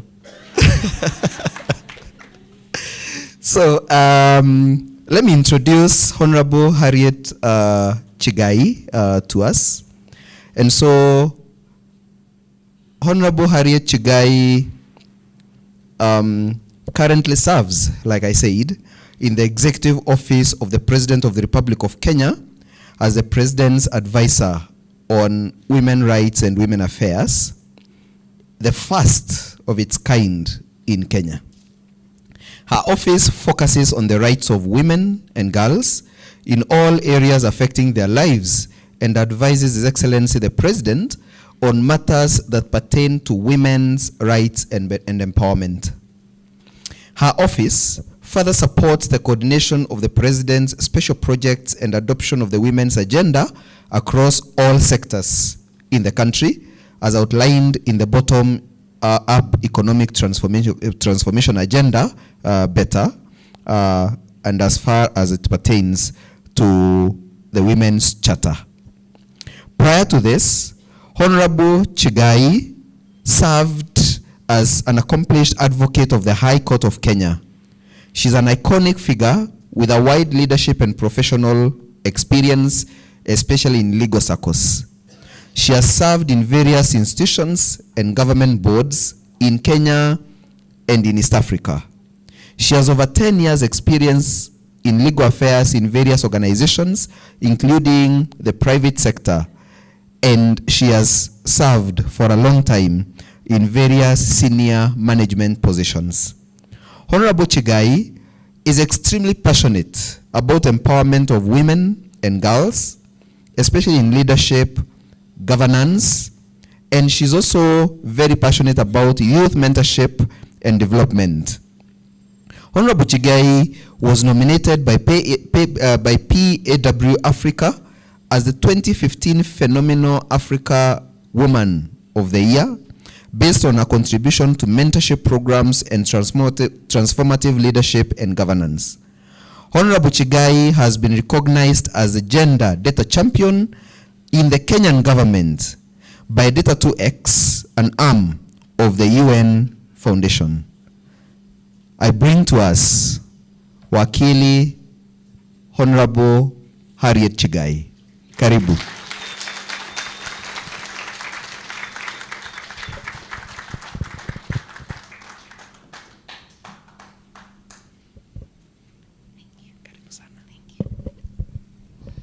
Thank you so much, Mugambi. You know, sometimes when our profile is read, you wonder, am I 60, 70? But that's just who we are, and thank you for your kind words, Mugambi. Good morning, or it's afternoon. Oh, it's afternoon. Good afternoon. Good afternoon once again. Can we have a cheer for women today?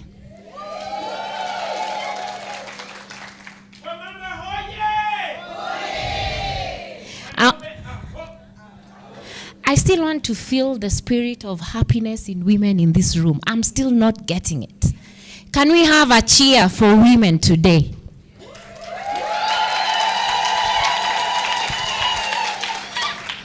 That's much better. The truth of the matter, you didn't clap enough when I was walking, and you know when you clap, you encourage us. So that cheer has just motivated me to stand here and speak to all of you. So Commissioner General, represented by Dr. Mugambi, Mwirigi, the leaders and the senior directors and managers within KRA, and the beautiful ladies and men seated here today, good afternoon. Good afternoon. Having listened to Mugambi, Mwirigi, I am truly, truly confident today that we are stepping in the right stones. So I want to ask all the men seated here today to stand. All the men.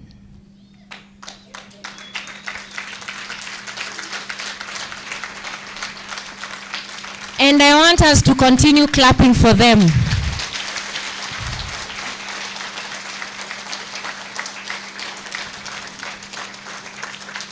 Thank you very much. Thank you. You can have your seats. The reason as to why I asked the men to stand is because every single day, ever since I was put in this office, they have affirmed that the best voices for women, the best champions for women is the men. Do you agree with me?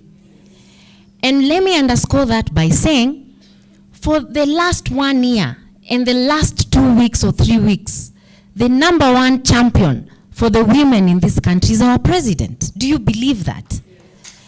I have never seen such a conviction and affirmation from a leader from what I have seen for the last 3 weeks. He didn't say it once, he didn't say it twice, he has repeated it over and over. Then the rest of the work is upon all of us. So I'm sure everybody sits and says those are political statements. But I can tell you they are not. By the time the president takes his time to jot down a memo or a letter to parliament to tell them we want you to realize this, right? He took a big risk with the women, isn't it? The space of women in this country is very small, it's very emotive, and it takes a lot of energy. I am glad it's been repeated. Let us realize the 2/3. I am happy that KRA is making good progress. 2/3, the constitutional conditions are not just for political realization. Let us borrow the principles and use this opportunity that we have as leaders, not as women, as leaders, to make this policy a reality. I know some are sitting and say, well, we didn't vote for this government. But guess what? It's the government that is there. You have to deal with it. You have to align. We must align. We must plug in. That is the only way we will benefit. Trust you me. So having said that, and that it's Mwirigi who has prompted me to say that, and Ambassador Monica Juma, it's the truth. The pronouncements have been made. Who's supposed to implement? Who is supposed to implement? It is us. So the work now is upon us to realize these policies that are being pronounced, to actually roll up our sleeves and do what is right. So that was an antidote.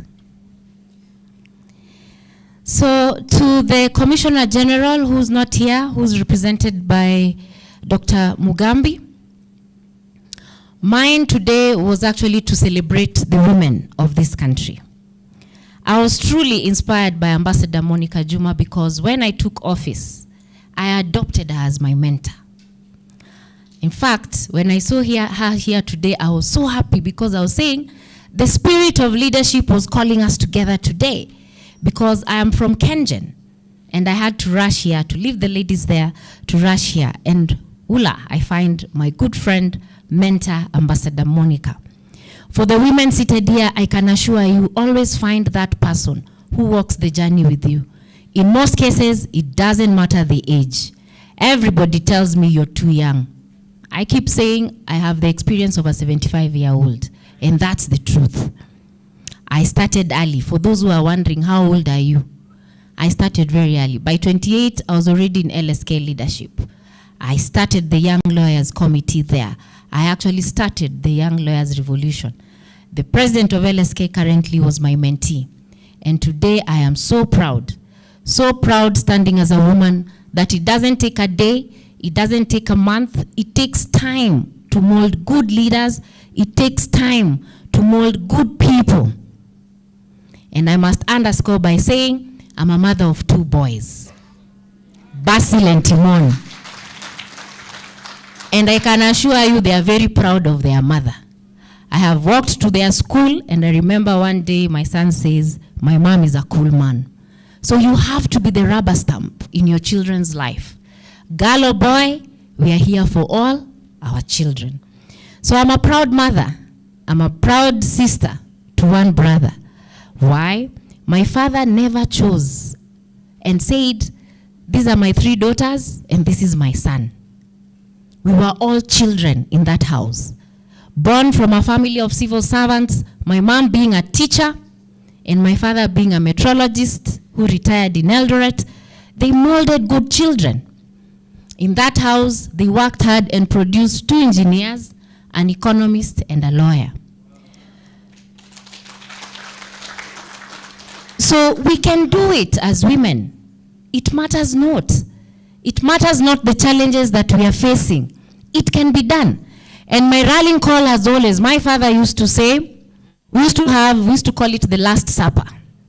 You know, the Last Supper. Before you go to school, you're seated down. You're asked, have I bought everything? Yes. Have I done? Yes. Do you have all the books? Yes. So the last question was, or the last comment from my father was, since you have everything, all I want is good results. I will not come to school for any disciplinary action. For me, I ensured that I lived to that perfection. For those who are wondering where we derive our passion, I derive my passion from the death of my mother. When I got over the pain, I said I will live my life for her, because she died just when I was about to be admitted to the bar. I remember postponing it by 2 weeks, hoping she'll get better, but she didn't. But you can remember a teacher, for those who are born from teachers. She used to hold my hand and take me to her school, announcing to everybody that I'm what? This is my lawyer. So she gave me a lot of pressure that I must be a lawyer. So she passed on before I was admitted to the bar. In fact, I was admitted the next morning. I took my flight to Eldoret to go and bury my mother. I was lost. But when I came out of that pain, I said my life, no matter what, will be for her. So if anyone who has been trying to fight with me, I always tell them, my journey has not ended. So the life for women to become anything you want is not going to be an easy journey. I'm not here to pacify the ladies. It's not going to be easy. For the lawyers, I think I've worked with you for long. It's not going to be easy for you to lead in KRA. It's not going to be easy. It's not about to be easy. For the young ones who want your bosses to move so that you are sent to that position, it's not going to be easy. And guess what? They're not leaving. So you leave and find another job. So it's not going to be easy for you, one of us. Globally, the narrative is changing. Women are not only participants in the economy, but are leading it. The global community is increasingly acknowledging that investing in a woman is synonymous with smart economics. Countries that have embraced women in leadership and economic participation are enjoying a surge in innovation and prosperity. In the African context, the story is of resilience and potential. Despite facing historical disadvantages, African women are breaking barriers, with Kenya leading the charge. Our mothers, daughters, and sisters are turning the tides, providing that investing in women is not just about correcting a historical oversight, it's about unlocking a powerhouse of potential where everyone is included. Within Kenya, this progress takes on a very personal significance. Each one of us has a story to tell about a woman who has profoundly impacted our lives. From a personal perspective, my commitment to this cause has been unwavering. I have seen firsthand the incredible impact on investing in women's education, health, and leadership. Such investments create ripples that extend far beyond the immediate beneficiaries. I have invested in women through mentorship programs, advocating for policies that protect and empower women, and supporting businesses owned by women. These efforts not only lift the spirits of women, they touch but also anchor the very soul of our nation. Significantly, the nation's foremost champion of women's rights and the women in this country on matters leadership and governance is our president. The women's, today, we are having the celebrations of International Women's Rights in Embu, and the President is leading the team that is already in Embu for this significant day. Ladies and gentlemen, I want to underscore the fact that as we mark this day, may we reaffirm our pledge to not only uplift women, but also build our country. We need to build our women and children as a whole. We need to stand together and forge a society of an inclusive society where everyone is at the table.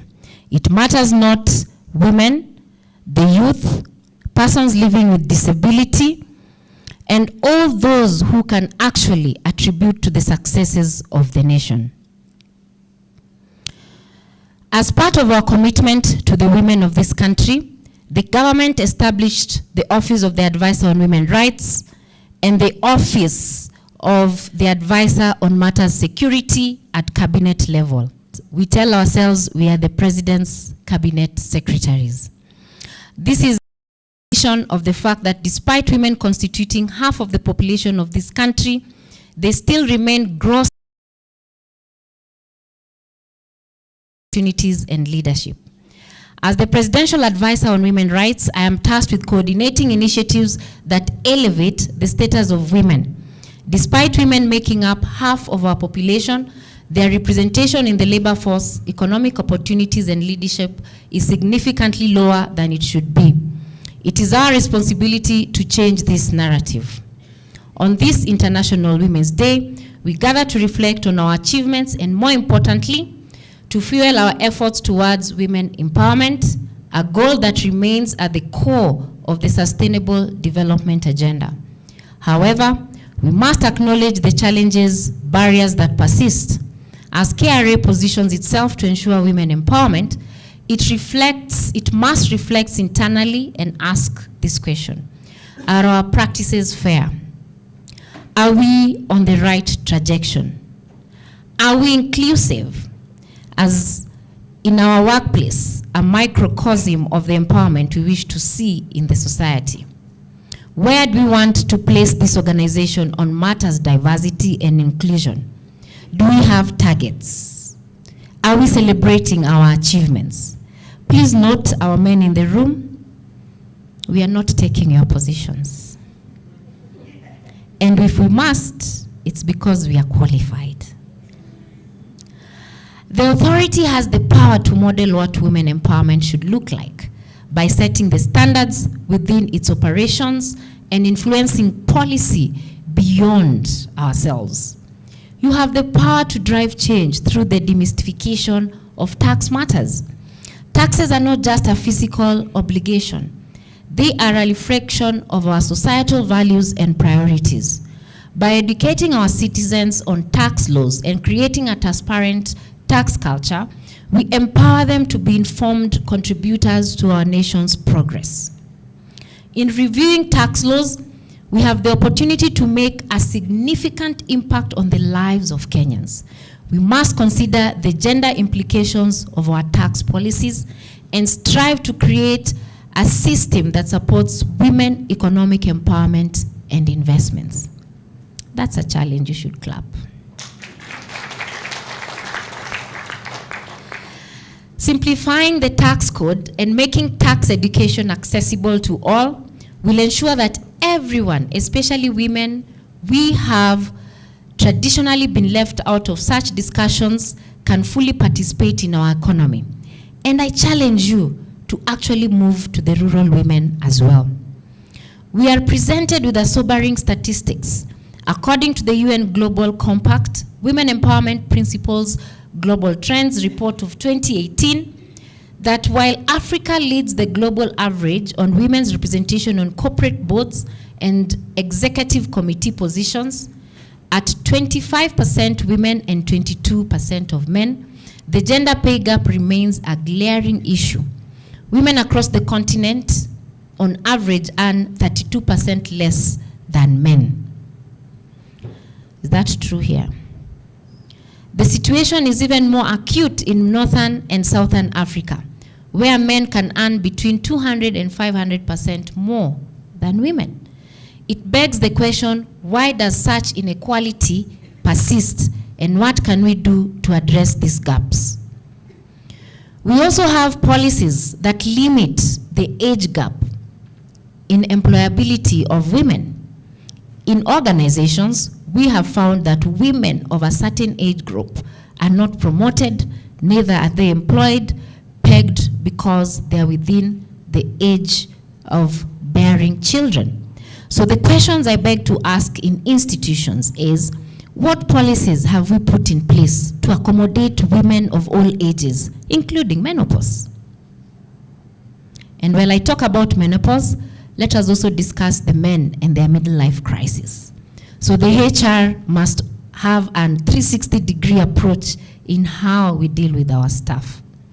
It is essential to create inclusive spaces that value diversity, where all individuals feel respected and empowered. It is only with diverse voices in decision-making roles that we can achieve equitable and sustainable outcomes. Organizations like the KRA have a pivotal role in addressing gender imbalances, and I'm truly happy to hear of the progress that KRA has made thus far. KRA needs to set an example by implementing policy and practices that allow women equal opportunities in employment.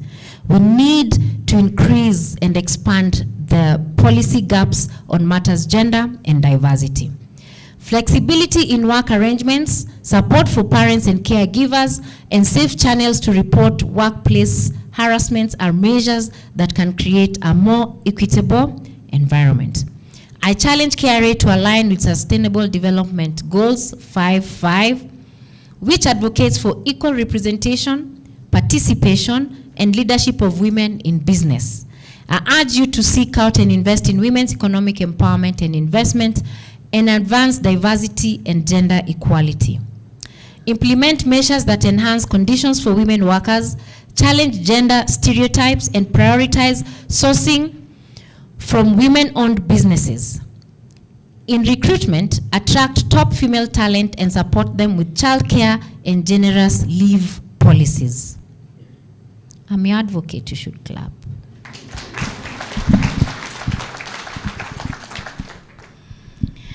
Such initiatives will benefit not only women, but the organization as a whole by reducing turnover and absenteeism. When planning your corporate social responsibility activities, allocate resources to impact the lives of women positively and children. Focus on critical sectors like health, water, agriculture, and education. Make deliberate choices to uplift the communities you serve, emphasizing the empowerment of women within these communities. Let us go back to our rural homes and uplift communities. To the esteemed staff of the KRA, I call upon you to champion these changes. Your work does not just collect revenue. It has the potential to shape a society that values equality, supports growth, and celebrates diversity. Together, let's take actionable steps to educate, legislate, and empower. Let's make this International Women's Day not just a day of reflection, but a day of commitment to action. And streamline our tax systems, and in doing so, accelerate our progress towards a nation of inclusivity. Mark this day, may we reaffirm our pledge to not only uplift women, but also build Kenya where every woman can say, I am recognized, I am supported, I am a proud contributor to the tax system that acknowledges my role in the society. As I conclude, I invite you to reflect on the essence of celebrating international hours is what can the KRA do differently to foster. As we contemplate this, let us remember that our nation's full potential can only be realized with the equal society. Allow me to say we are able actions that will cement gender equality in our policies and practices. And what is the one good thing that we do within our spheres of influence and our work environment? The task ahead is great, but it is ours to resolve. Let us work hand in hand to build a Kenya that truly reflects the principles of equality today and for all tomorrows that will come. A good leader is not a searcher for consensus, but a molder for consensus. We must hold each other's hand and build each other. We must be mentors. We must be also mentees. There is no monopoly of knowledge.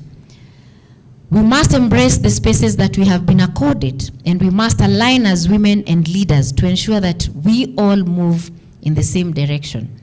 We must also weigh and put measures and weigh our progress. What is our target? Are we realizing our target? The World Economic Forum gave a report which says for us to accelerate gender equality, it will take more than 150 years. You and I will not be there. So we need to move from saying we need to accelerate. We need to say we must take a run. For us to see progress, for us to look back and say this is where we've come from. Why do we want to register this progress when we are not there? Can we register this progress while we are still here? A leader takes people where they want to go, but a great leader takes people where they don't necessarily want to go, but they ought to go. Sometimes we make unpopular decisions, but they are the right decisions to be made, no matter how hard and tough they are. The greatest leader is not necessarily the one who does the greatest things. He's the one that gets the people to do the greatest things. The place of young professionals in shaping this society cannot be ignored. As I said, I started young. The young people in this room, you must take a run. There's no one who's going to strategize your future. You must do it yourself. Like I said, it's not an easy journey, but be prepared. Those who served in LSK will attest to the fact that we started this movement for young lawyers. We have seen the society grow. The numbers are now growing. The question is, the lawyers in this room from the corporate lens, what are we doing to shape the society that we love? What are we doing to shape these organizations that we work? I must also say the HR seated in this room will tell you, for the young people, sometimes you need to advance your skill. Don't sit in that desk too long. I'm happy she's a good example. If you're in HR and you feel bored, move to compliance. If you're in compliance and you feel bored, go to law school and do law. If you're a lawyer and you feel bored, go and do finance and accounts. You will build yourself. The more skills you have, the better for you. The future belongs to those who believe in the beauty of their dreams. You must structure your dream. You must dare to dream. You must move. Allow me to also talk about self-care. What policies do we have in this place to enrich our personal lives? Incorporate healthy lifestyles. Eat right and exercise. Don't dine with those who add no value to your life. Dance and dine with those who aspire, or those who you aspire to be like them or better than them. For the senior members, don't feel challenged by the young people. In fact, harness and tap into their new crazy ideas. It only makes you think better, expand your horizon, and use them to look good. And at the same time, empower them to grow within their career path. I commend KRA and its leadership for allowing women this space today. We must nurture and invest in women and the youth as a whole. The young staff, your time will come. And if you want career growth and career progression, move. Move and move. Don't get tired of moving. Never get tired from shifting from one organization to the other. But ensure as you shift, you're shifting to the next level. Why your HR will tell you, if you overstay in an organization and there's no personal growth, there's no difference between you and the furniture that you sit on. I'm keen to see. Too harsh, right? Then clap for me to encourage me. I'm keen to see and experience well-balanced institutions because that is my work. Cutting across board. Ladies and gentlemen, gender mainstreaming is not a competition, but it is complementary. To my fellow Kenyans, tulipe ushuru. Asanteni sana. A round of applause. A round of applause. Well, Harriet, kindly don't step down. Take a seat. A round of applause. Remember, she said, let's do this until the person gets onto the stage. Business Administration from the University of Nairobi, currently undertaking a PhD in Strategic Management. She is a seasoned tax administrator and investigator with vast experience spanning over 25 years. Currently, she is Deputy Commissioner, Domestic Taxes Department at the East and South in Samia. And she's also a member of ATAF, OECD, African Tax Academy, and Kenya Institute of Management. Let's put our hands together for Miss Doreen Mbingi. Karibu sana. Let us keep clapping. Let us keep clapping. Let us keep clapping. Thank you very much. Now, we are going to hold a conversation with these amazing ladies to get to understand more from them on what we can do differently as women. So much has been said, right from Ambassador Monica, right into Honorable Harriet, right into what we've gone through in the last 5 years of holding this event. So what was the question for Honorable Harriet? Can you remember? What was the first question? We allowed her to. The tea bag story. You also want to hear it like me, eh? Okay, tell us more.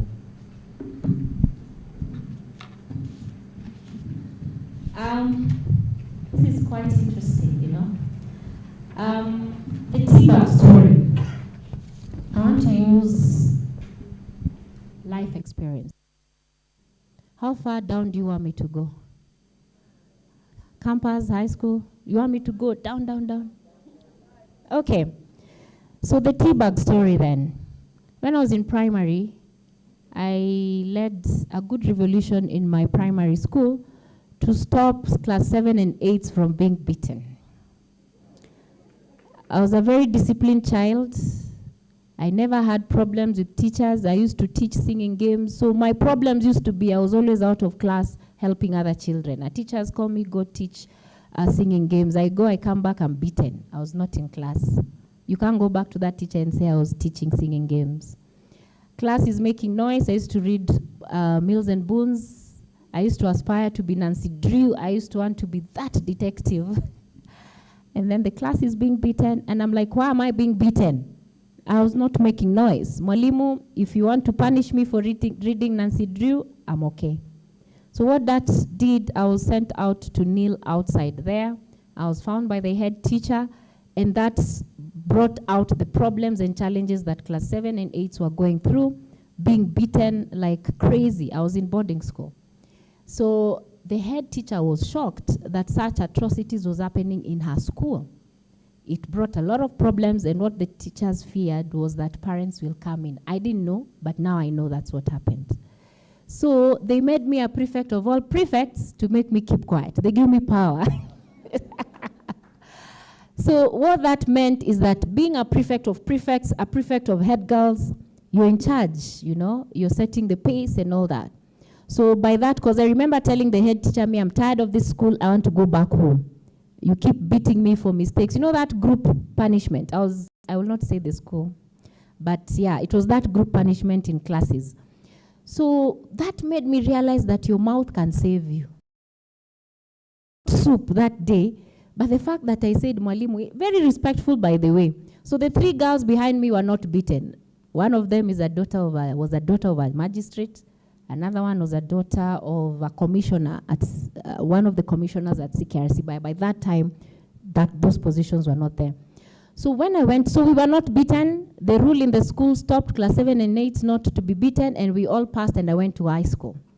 When I went to high school, I applied the same rule. When my Form 1 yellow was told they are the most notorious, I stood at the end of the line, and they told Mwalimu, I am so sorry, Mwalimu. I promised my father he's not coming here for any disciplinary action. And by virtue of that, I am ready to go back home. I promised myself I'll not be beaten in high school. Truth, I had promised myself no kenning in high school. In fact, that was my aspiration to go to high school. So what that did, they made me a prefect, a games prefect. So I became the basketball captain and the games captain. And the challenges there were immense. But those who are in Lugulu Girls High School can attest to the fact that the discipline that we installed in basketball, I was the first captain to take that school to nationals after 15 years. And Kaimosi girls, they have never forgiven me. They remember me, the Kapi who took away their cup.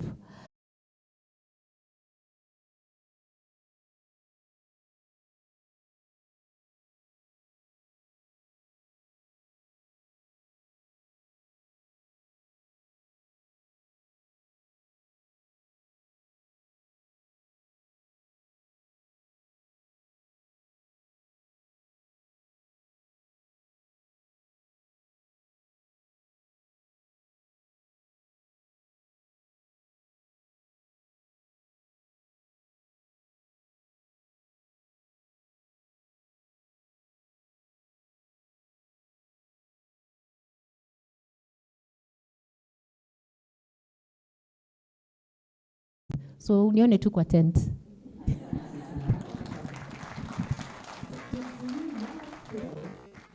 Or are you tasting what taste have you gotten? Hibiscus, strawberry, vanilla. So you need to soak it and make it tasty. Because challenges will always be there. That's what I'm hearing. Let's talk to Anjoy. Who is Anjoy over and above what she's told us she is? And how does she relate with the theme for this year? Invest in Women, Accelerate Progress. Who is Anjoy?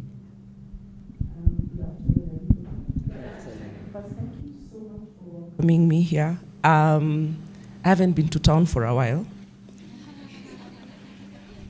As we work on the outskirts of town, and I must say, hats off to the KRA team. I'm so impressed with the number of women in leadership, the split, and the fact that like a lot of you are women. It's amazing. So I have learned so much more about KRA today, more than just what happens in pay slip. Who is Anjoy? It's so interesting because one of the things I wanted to say about the whole theme, and that we need to know who we are. Most of the times when you're asked who are you, what you say is your name, right? And then your title, or what you do.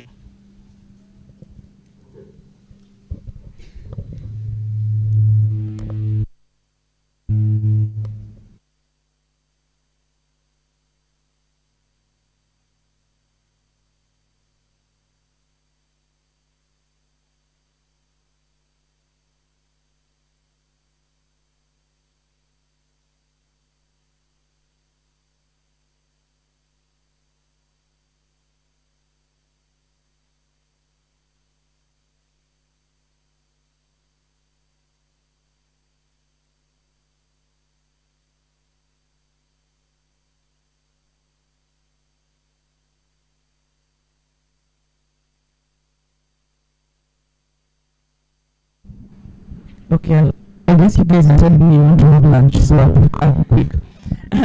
So I am a daughter. I am the last one. We are three girls in our family, so I'm the last one in a family of four. And yes, my loyalties.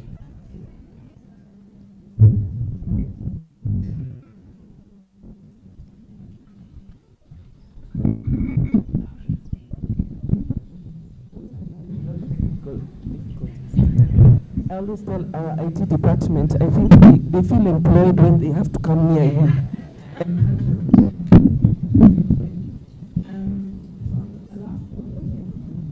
Nuclear family. I really resonated with when Dr. talked about soft skills and ladies. My mom was a teacher. She's a retired teacher. And for me, I am a daughter. I am a sister. I'm a sibling. I am a mother to 3 boys.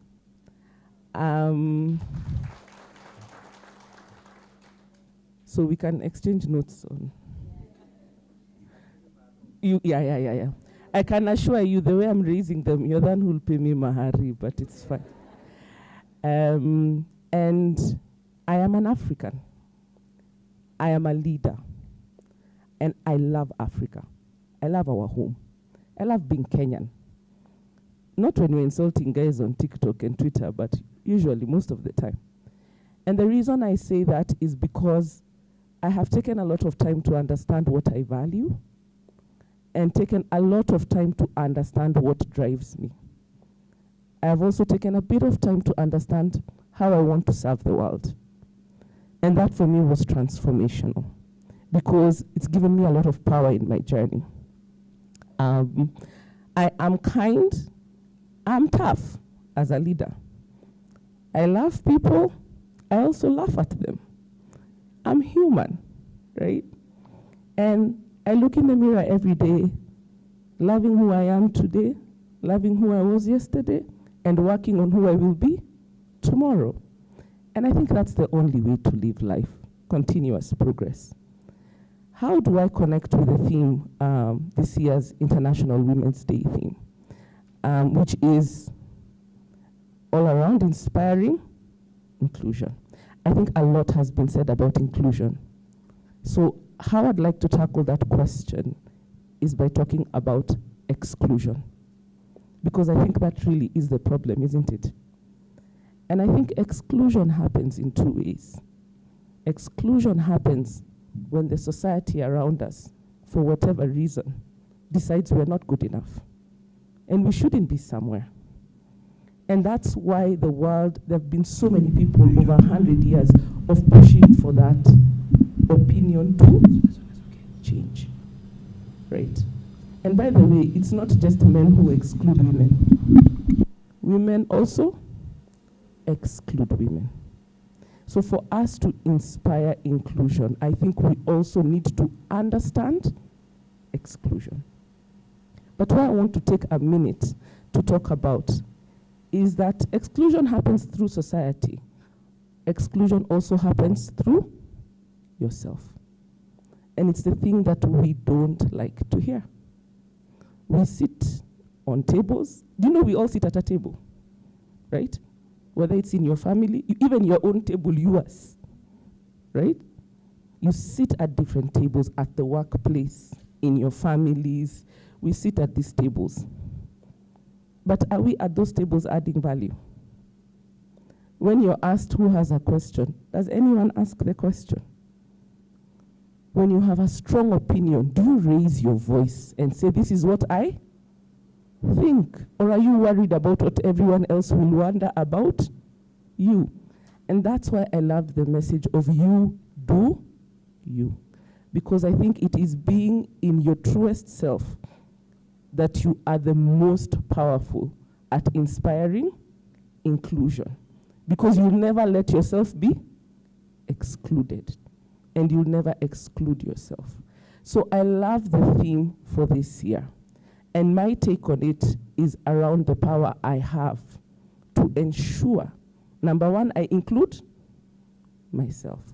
A very quick story of my career. I was one of those, those backbench people in meetings. So most of you are those guys of backbenchers in meetings. It's true. You sit at the back of a meeting, you never look the meeting convener in the eye in case they ask you a question. And if something is talked about where you have a burning passion, what do? And then you go and complain about it in the toilet. So I was one of these people. And one day, I don't even know why, I asked myself, who am I helping? Who am I helping? And I'm definitely hurting myself. And I physically removed myself from the back and forced myself to be sitting near the front, near the chair, paying attention, answering questions, challenging conversations. And I realized I have a lot to say. Unfortunately for people, I've never kept quiet after that. But for me, I just think that if we harnessed our own internal power not only do we create space for ourselves, we create space for others. And you can have fun doing it. So I love the theme. And my challenge is, in doing you, are you bringing yourself to the table? I love that. In doing you, are you bringing yourself to the table? Because many times we don't want to. We want someone to push us, right? And this brings me to the conversation with DC Doreen. And yes, we've been here year on year, 5 years now. And Grace Wandera will bear me witness. Every year we want to look at what we can do differently so that the women of KRA can feel appreciated, can feel acknowledged. But every year there's a call to action. Every year there's a challenge we are given. So, Madam Doreen, on a scale of 1 to 5, 5 being the highest, how well have the women of KRA shown up and gotten themselves to the table?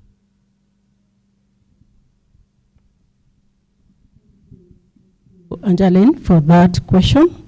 I'll start by introducing myself for those who don't know me. I am Doreen Bengi. I've been in KRA for quite a bit of time. I did join in the 1990s, so a number of you might not have been born by then, but now you are here with us. I've traveled through the journeys. I've started off at domestic taxes. I went to investigation in 1998. I was there for the last 15 years. In investigation, I did the intelligence, and intelligence, the most interesting part was prosecution. And so I trained as a prosecutor. That is what I usually am proud of, though I've never practiced because the government doesn't allow us to practice. I hope one day that they will be able to do that, because then we believe the technical capabilities of KRA officers will then be able to settle disputes in a better way than those who do not know. So that is me. I am a mother of 3. I have 2 boys and 1 girl. And the girl is exactly like me. My boy is a bit soft. The father is a bit soft. My girl is very aggressive and abrasive. And she's doing very well. She was able to go out of the country to study. But the boys are here with mommy. They like to stay around the mommy. So that is about me. I'm now serving at domestic taxes as a DC at Samia. So yes, at looking at what KRA has done, the women folk in KRA, I'll literally rate us at about 3.5 at the scale of 5, because I believe we have some way to go. We need to put into actions what we have learned, what we have heard. I listened to Ambassador. Her Excellency Monica, and she talked very, very, she brought out accountability and responsibility very passionately, and I did align with her. If as leaders, we are able to take into stock the initiatives that we have to do to move us to another level, then I believe we will have moved to about number 4.5 to 5. We still a bit far to go. We have still we have still not met up to a number of initiatives. A number of us are mentors, but we are mentors as per the book. I am a mentor too, and I've mentored quite a number of my colleagues. But when it comes to reality, for us to document, as women leaders, you are a mother. You are a mother, and so you've learned a lot as a mother. You are a colleague. You are in that workspace. What is it that you do to help those who are struggling? What is it that you do to counsel your other fellow employees? What is it that you do to just sit there and listen to those that have problems? As a leader, you will always need to create time. Create time for your colleagues. Create time for those children that do not have somebody to lead on. Create time, even for the boy child who needs us more. Right now, I believe all of us in this house have people who depend on us in one way or another. How often do you go out there just to be able to solve somebody's problem? How many minutes do you create just to put it aside of your work schedule to be able to attend to other problems? As a tax collector, I find it very difficult when I walked into an office and I find people queuing, a number of people queuing, and as ladies, we're just passing around them. We do not seem to know that they are waiting for service. As relationship managers, do we bring out our best? What is our best when it comes to the best? KRA is a caring organization. But how caring are we to our taxpayers? Are we able to address the problems that they're having?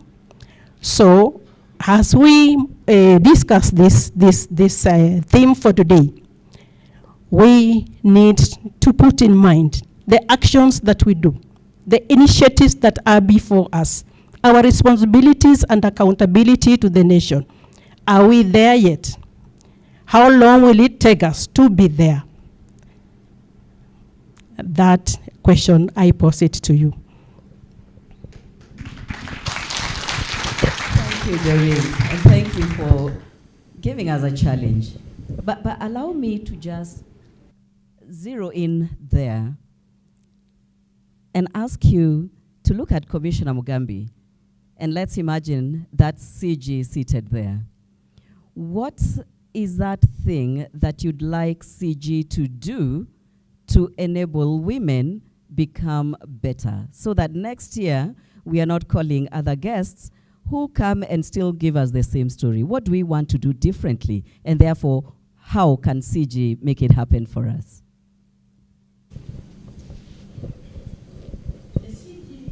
As an organization has done quite a bit for the women folk. When you look at where we are coming from and where we are now, I believe we have done quite a bit. Looking back to 1990s, the complement between ladies and men was literally between 15 and 85. It's not comparable to now. If we can move to 50% for the CG, I think that would be commendable, because we have traveled this journey. There was a very huge gap between the ladies and the gentlemen, but we have made it. And I believe it is something that can be complemented for KRA. As CG, now the challenge would be, what would you do to increase this rate to closer to 50%? And I believe the ladies in the house would really appreciate if the opportunities for growth would be opened as they develop themselves. And a number of ladies in the house have really put in effort to develop themselves. We would be asking you to open up opportunities for us, so that we look back and say our CG really recognizes what women can do. And we believe women can do just as well as what men can do. Thank you. Thank you. Are you ready, ladies, to take up that challenge when CG opens up an opportunity for us? There is no going to gossip in the nini. Hakuna, eh? Tumesema no, eh? Great. Allow me to go back to Anjoy. So I remember when I was 19 or 20 years or thereabout, that's when we had a lot of conversations around Beijing, China. I don't know if those ones who are close to my age would remember that. Eh? And then I was working at the University of Nairobi. And at the 844 building, women came strutting their high heels and in their beautiful vitenges, you know? And they said, yeah, this time round, we are going to show up. So every year we keep doing that, AJ. Yet I've not seen conferences for men where the boy child is told, we've got to show up. Yet every day, the men wanapita katikati yetu na wanaendelea tu. What exactly could be the problem?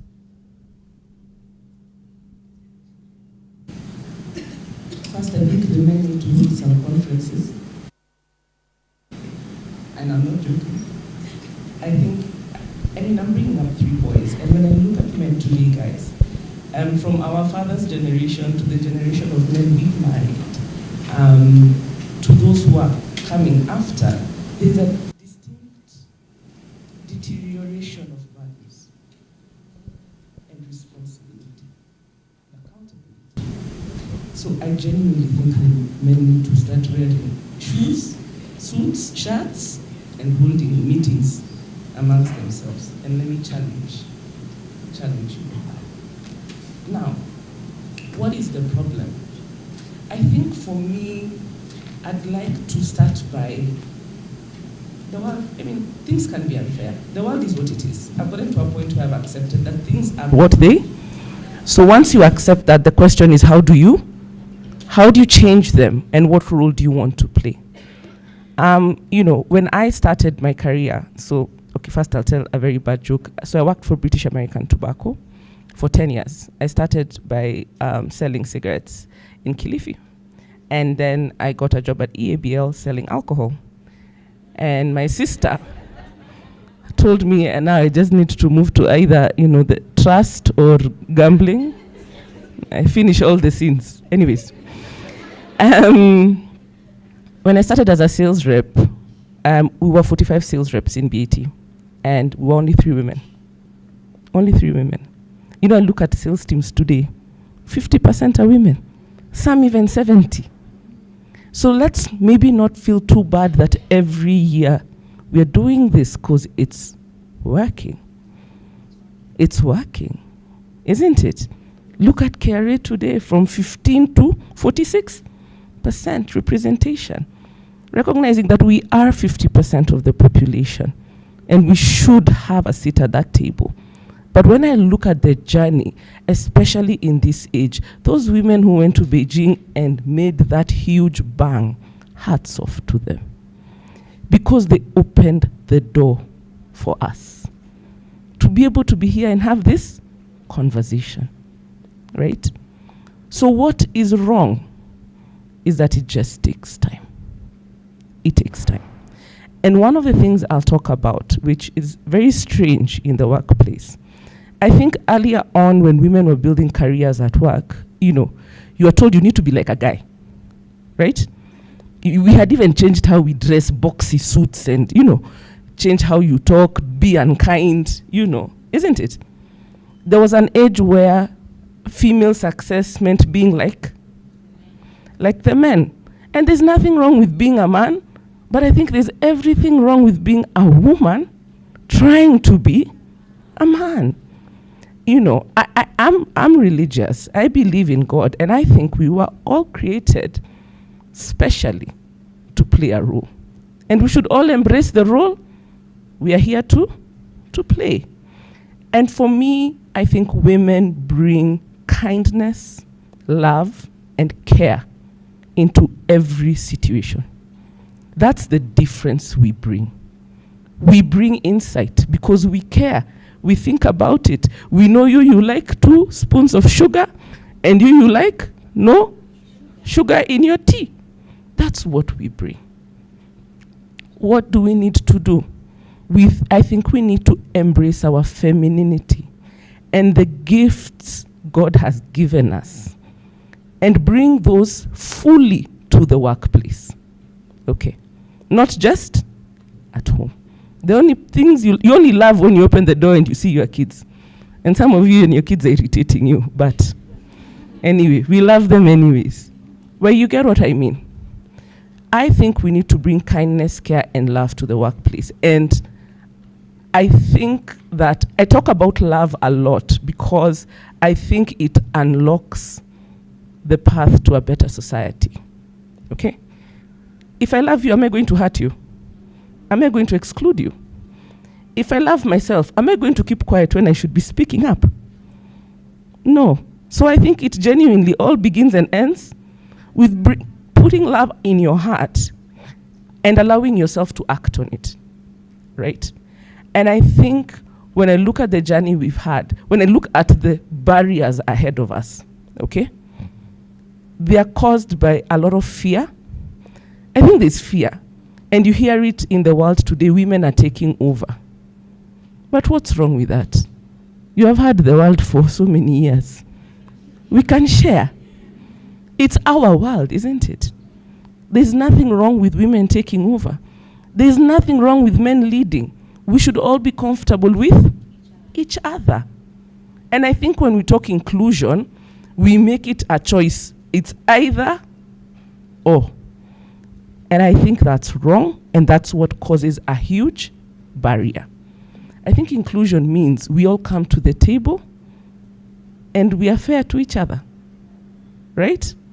But to do that, you have to come to the table.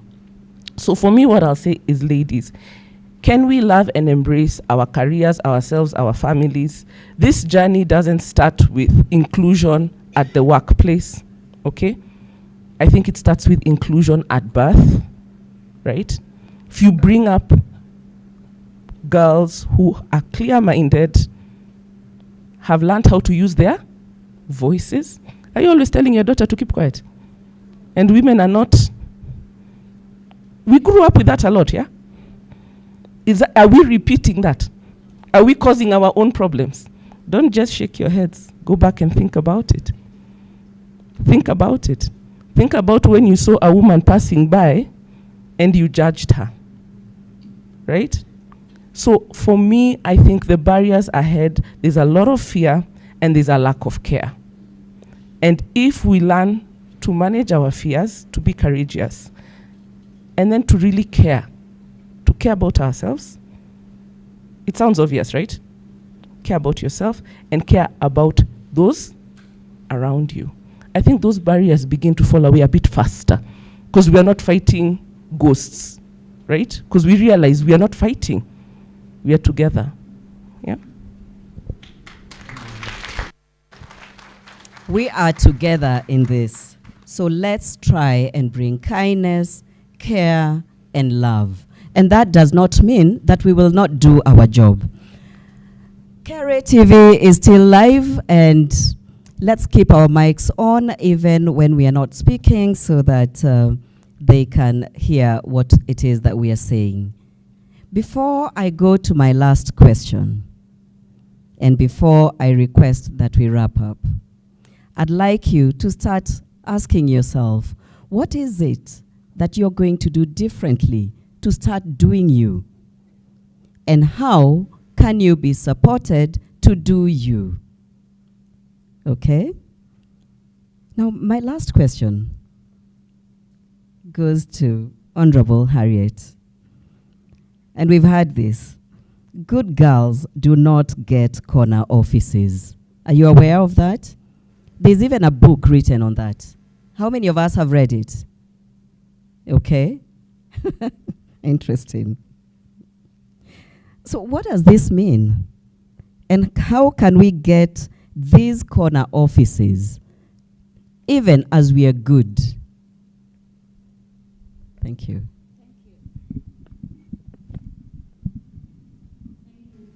Thank you very much. I think that book is Lean In, right? Is it that book? Sorry?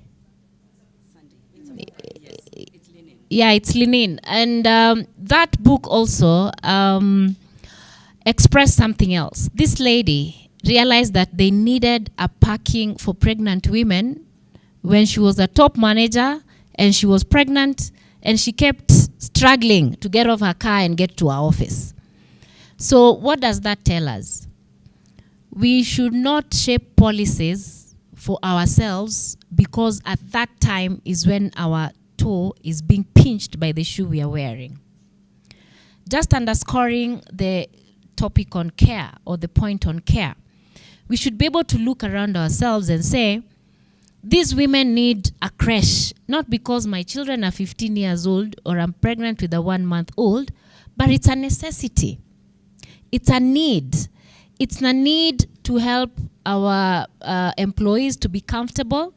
It's a need because when you have a young child who's 2-3 months, your mind is never in the office, it's at home. For those who have children, you know the drama that goes around even having childcare, the caregivers with children. You woke up in the morning, your girl is telling you, my friend, I'm leaving. I mastered the art of telling them, please go, and I carry my children to work. And I never had apologies for that. I used to dress them up in suits. I give them pens, and I put them in the office. As I'm working, they are drawing, they are doing their things. You know? So never apologize. You know, just embrace these things and just get to know that is our space as women, number one. Embrace that space. And then number two, being nice, or rather being difficult. There's another book that says we must be difficult as women. I'm reading it. How many have read that book? That book does not say you be rude or angry. It just means you should be so difficult that if you have put your mind to do something, it must be done. How many have read that book? How many want that book? As a gift to these women, KRA, I think you should bring that book. That book is a beautiful book. That book says you must be difficult. It doesn't mean you must be rude. You must be difficult in yourself because the life around us is not easy. For you to beat men with PhDs, for you to get that corner office, you must be difficult enough for you to wake up every morning and face the challenges that you face every single day. It also means you must be able to speak out. I told you my mouth has always saved me. You know? You must also understand your environment. For me, I know I don't have to please everybody. Because in this room, I could have one person who likes me and 50 people who hate me just because I have heels today. But that's just nature. You know? In this room, there are people who will embrace you as a worker. But there's someone who will hate you because you're a worker and you deliver. That is just nature. But God has given us grace as women. God has given us the grace to nurture. God has given us wisdom to also know when to speak and when not to speak. Sometimes you walk into the boardroom. I told you my story of my first engagement in a boardroom. And I had worked so hard to be in that boardroom because before I got that appointment, I remember, I was flying to AC. I had not picked my visa. And there was a crisis in education in this country. And everyone was going into that crisis meeting. I had to pen a note to the CS at that time, just to say I really need to be in this board because of my love of mentorship for young people. And I think that is the value that I'll add if you give me the board appointment. So I missed my interview, but I apologized. I had to leave and travel. But when I came back, I had the board appointment. So for me, I decided, no, what's the worst that can happen? Let me jot a love note to the CS. And I did that. And guess who told me to do the writing? The security officer who was at that lift. When he saw I was dejected, I was not happy, I was saying, no, I have to travel. I have been here since 7 because my interview was at 8, but I have to leave. I have to go, I can't stay. He told me, you know what, madam? Let me get you a full scarf. You write to the CS, the security officer. And that is why I'm telling you, everybody has their value. If I had looked the other way and say, this person here is a security officer, what does he know about interviews? You know, I would never have known that me penning down on a full scarf. And he gave me the pen. Because when you walk into the interview, you leave everything in the car because you're walking into an interview. All you have is your folder. So that is what it means. Never shy away from expressing yourself respectfully.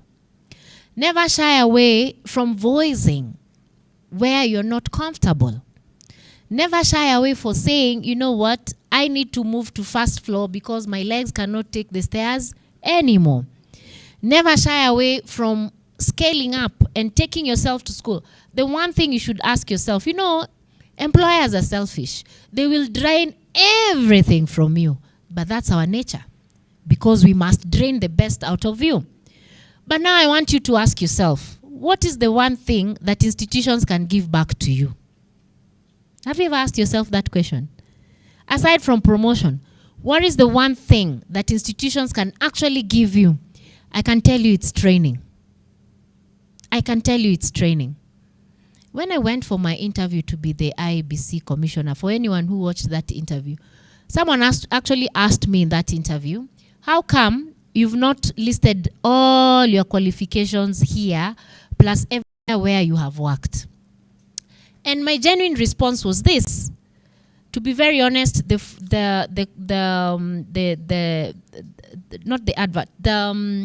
were forms that you needed to write. And I said the spaces were too limiting, you know? And by virtue of that, I could not write everything. So what I have done, I have carried my certificates and they are here. And it was a whole bundle of them.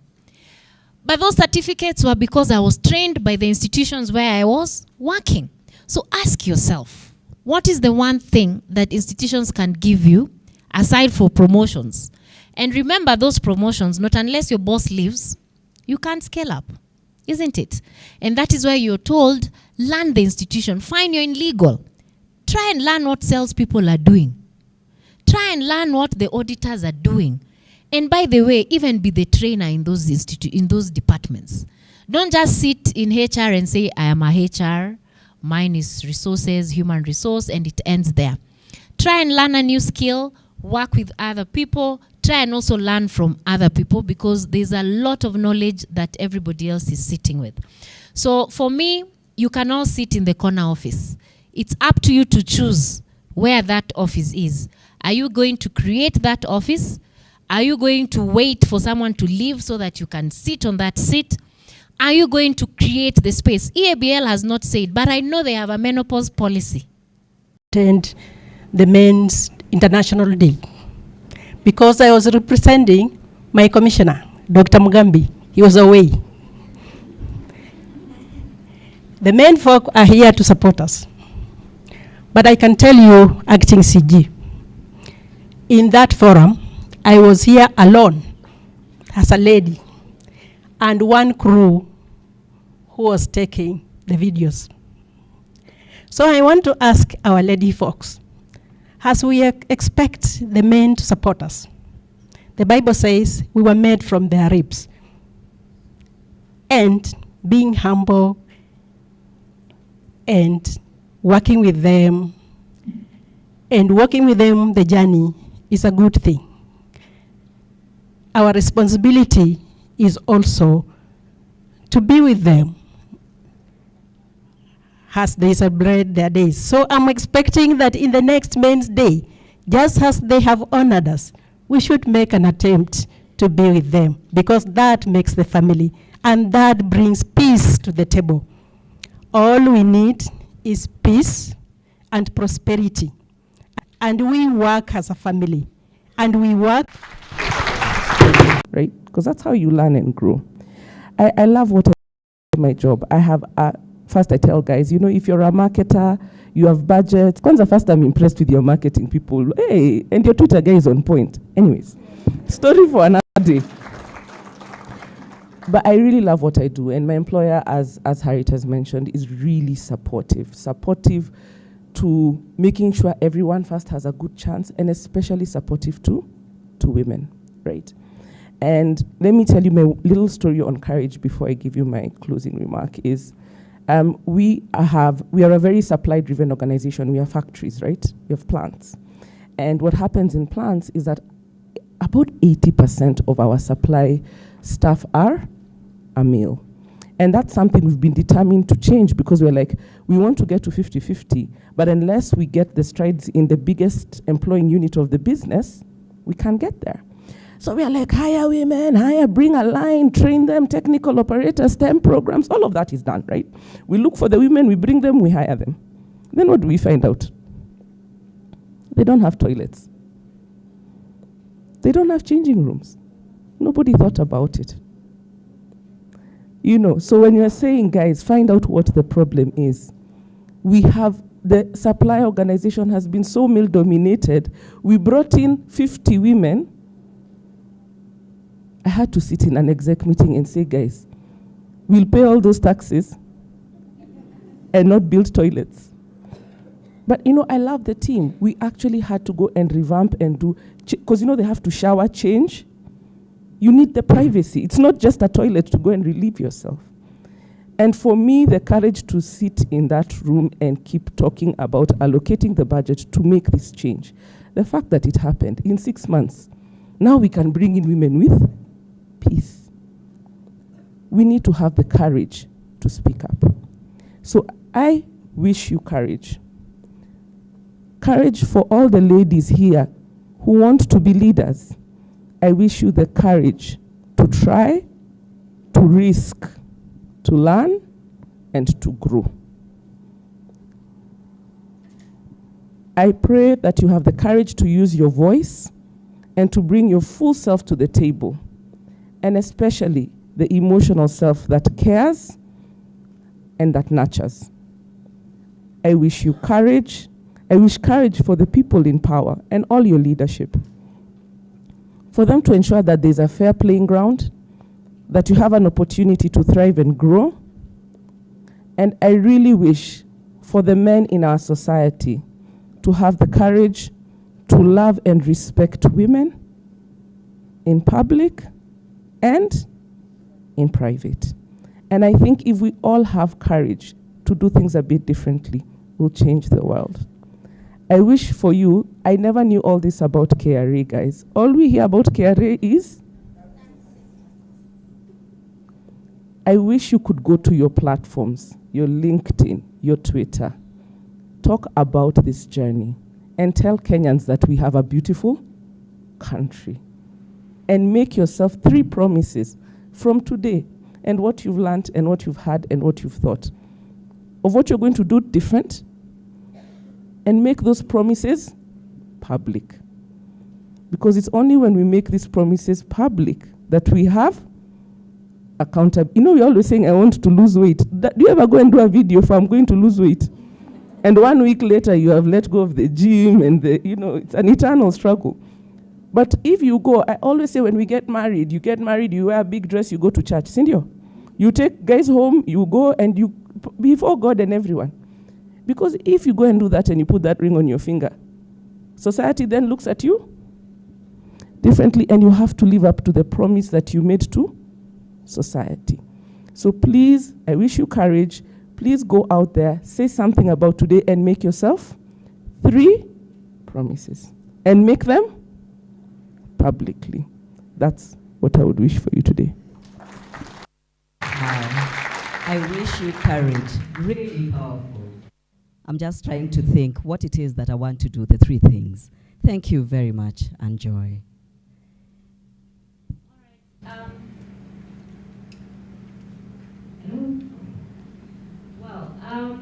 For me, I think I love life experiences, what we have gone through life. I wish Ambassador Monica Juma was here, because when she met me the first time and she told me, I was looking for you. And her first advice to me was, your boss is not your friend. So I want to tell you the same thing. Your boss is not your friend. Today I said I'll be the devil's advocate. You're here because you must work and work well. The best way to please your boss is by results. So don't be that person of good high heels and smiling and thinking that being nice will earn you what you want. No. If you want to sit in the corner office, you must define yourself. You must have your brand. It's a good brand for people to say she's very difficult, but her job is good.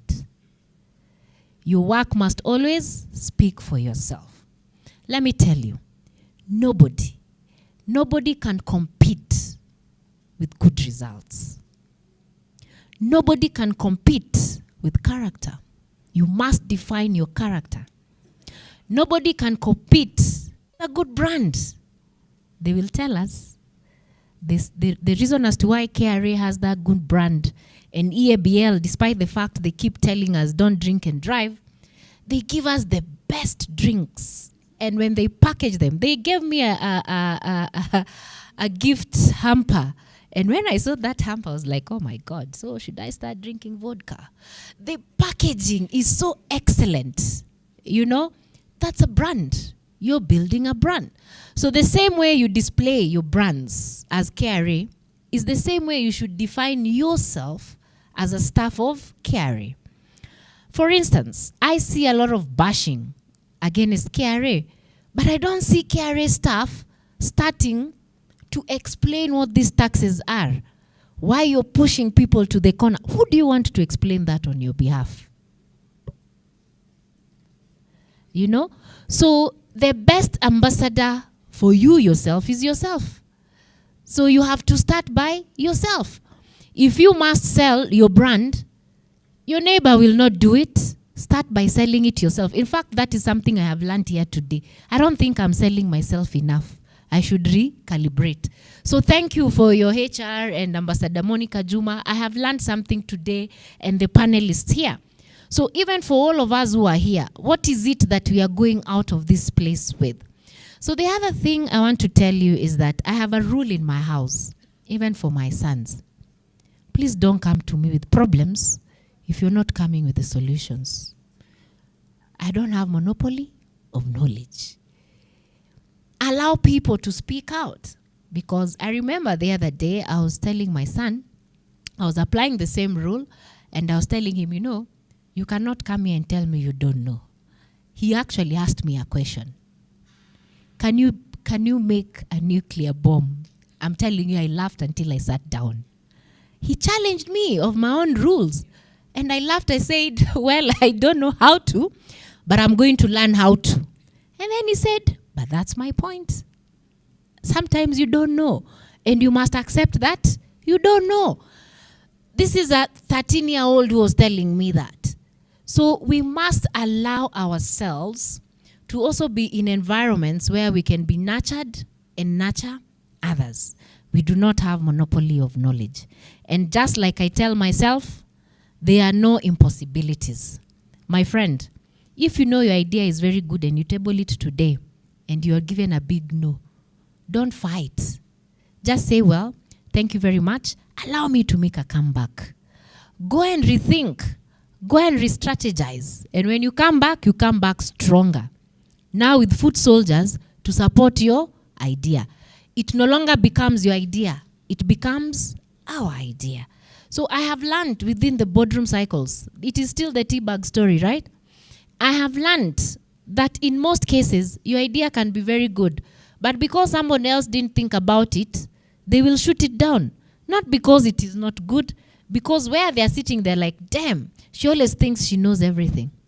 So find that person after and you say, by the way, you know what, Mkubwa, why don't you run with this thing and recalibrate it to look like this? And by the way, can we bring person X and Y on board? You'll see the nods. Yes, yes, yes, yes. That's a good idea. Why can't we set a meeting tomorrow?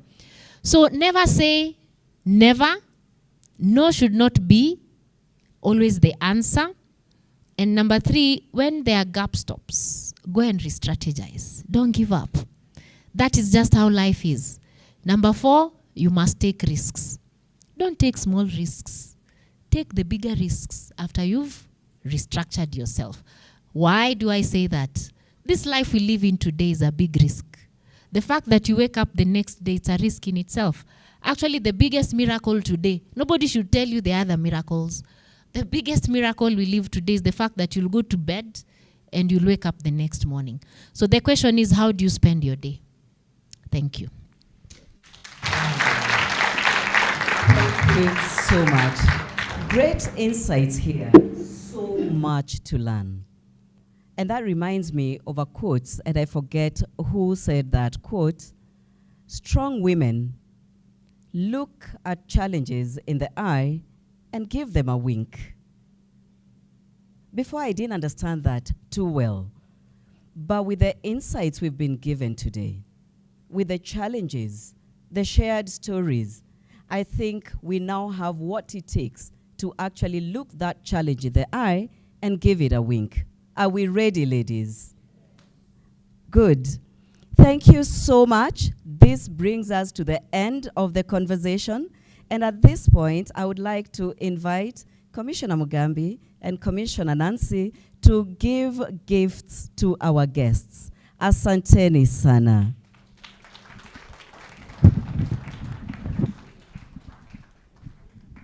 Okay, so the gifts, we will receive them from here. But after that, we will have someone come in to give us the vote of thanks. Let's bring the gifts.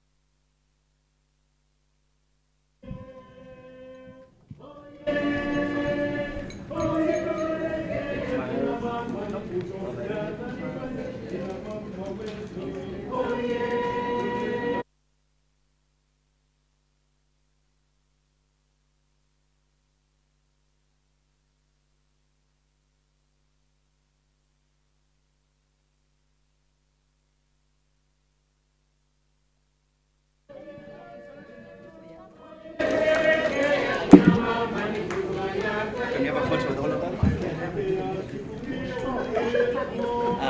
Mugambi on one side, Madam Nancy on this side. This side.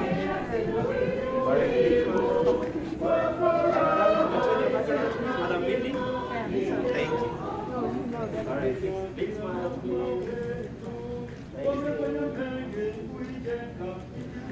One more.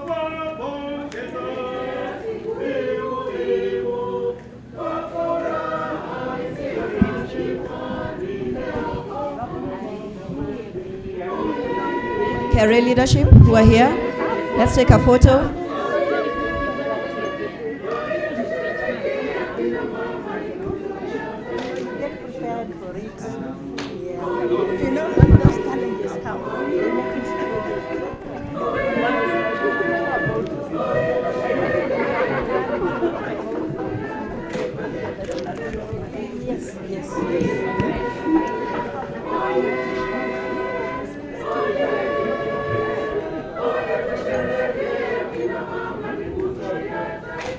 All right, big smile.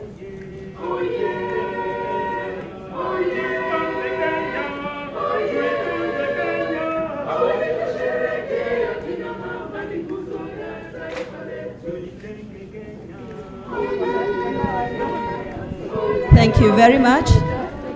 So let's take our seats and we will have a vote of thanks.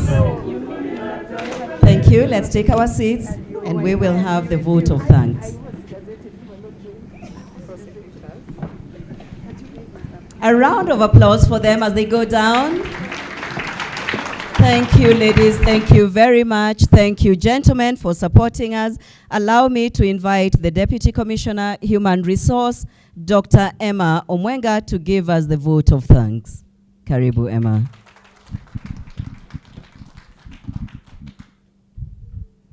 Thank you very much, team. Before I give vote of thanks, I know we are already hungry. I'm the employer. You have to go and earn your pay, at least a little bit for today, right? So as the employer, I'm very happy. Very happy.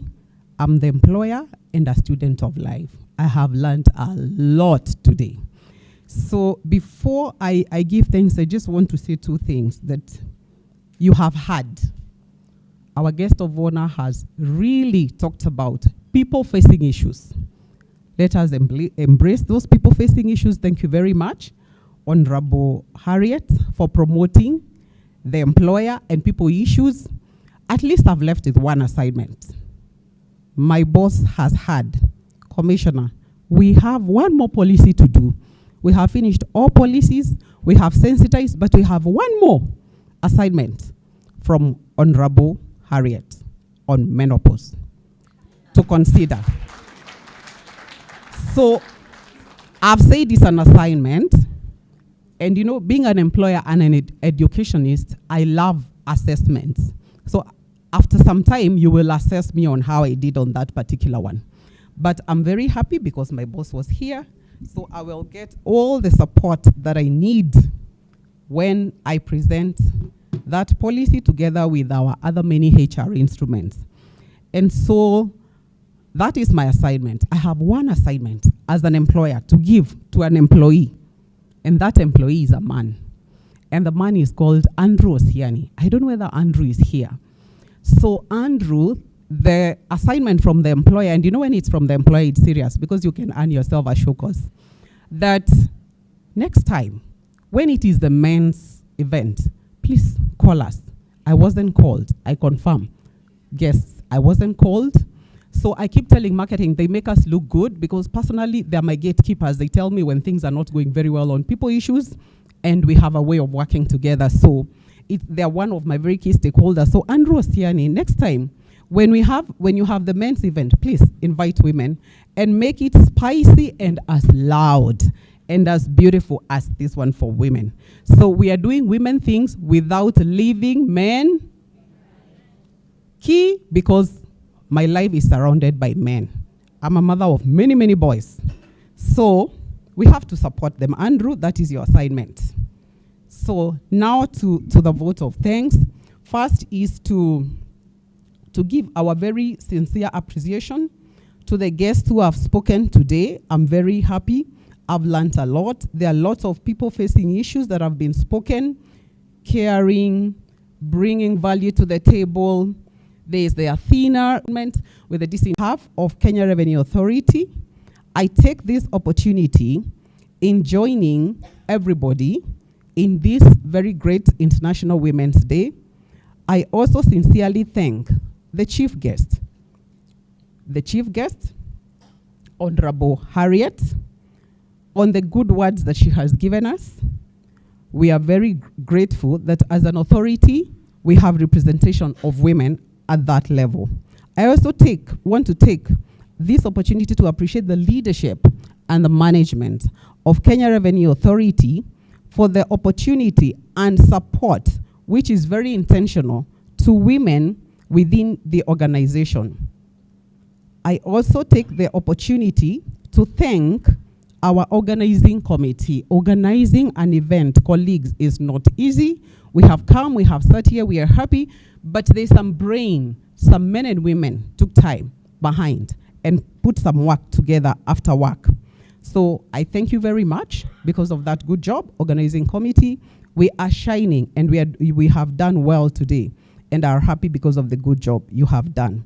We say thank you to all the participants. If this event was organized and the ladies in this room did not turn up and the he's for her did not turn up, Alan, the gentlemen who are doing some work there for us, our Commissioner General, please, we cannot forget you. Commissioner Kesra, Dr. Fred Mugambi, passed our very special appreciation to the CG on behalf of women. We appreciate the support as he for her that he gives, and from the employer's desk and my boss, Commissioner Corporate Support, we shall reciprocate when the time for men comes. So pass that very special appreciation to the Men's Day. Let us go and add value in the society and more so to your employment. Remember all the things that we have been told. So musikuje kuomba promotion. Remember, promotion is not vertical all the time. Horizontal is also promotion. So we have been taught a lot of stuff. Let's go apply.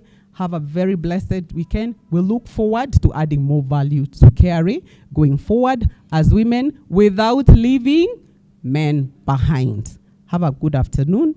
Go and earn your pay. I'm looking forward to paying you at the end of the month. Asanteni sana.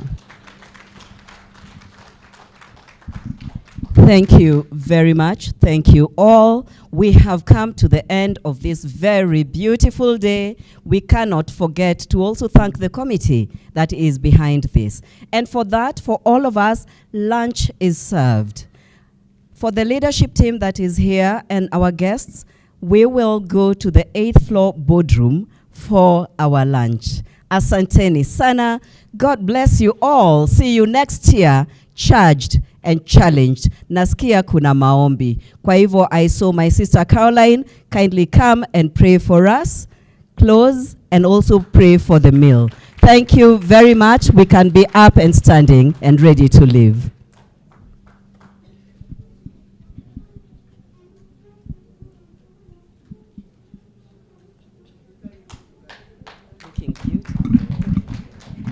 Let us believe. Our Father and our God, we are humbled at your feet this afternoon. We want to thank you. We want to appreciate you because this is the day that you have made. We shall rejoice and be glad in it. Thank you because of our visitors, our guests, our speakers, oh dear Lord. Thank you for the words of wisdom that they have impacted on our lives. Father, we pray that you are the gardener. You are going to water the seed. You are going to make it germinate. It's going to grow. You are going to prune it, oh dear Lord. And that is going to bear fruits for this nation, even for KRA and for your own glory. As we disperse, oh dear Lord, we pray that you are not only going to be hearers, but also the doers of the word. Father, help even the authority, oh Lord, that is going to invest in women. That, dear Lord, we are going to accelerate progress in KRA, in our families, in Kenya, and in East Africa, and the world. Father, we thank you for the gesture that the authority has given. Father, as we go and take the food, we pray for your cleansing and sanctification. Our food is blessed. Bless the work of our hands. Bless KRA. Bless the board. Bless the commissioner general, the commissioners, all the leaders and the staff. Bless our leaders, oh dear Lord, our guests. Father, bless the leadership of this nation. May the nation, oh Lord, prosper. Bless our president and those in authority, Lord. Bless the opposition leaders, Lord. And may they have strategies for this nation. We love you. We honor you. In the name of the Father, and of the Son, and of the Holy Spirit, we pray and believe. Amen. Amen. God bless you. Amen. Thank you very much. Asanteni. We can live at our own pleasure. Feel free to take photos with each other, photos on the board, and we have a photo board. Asanteni.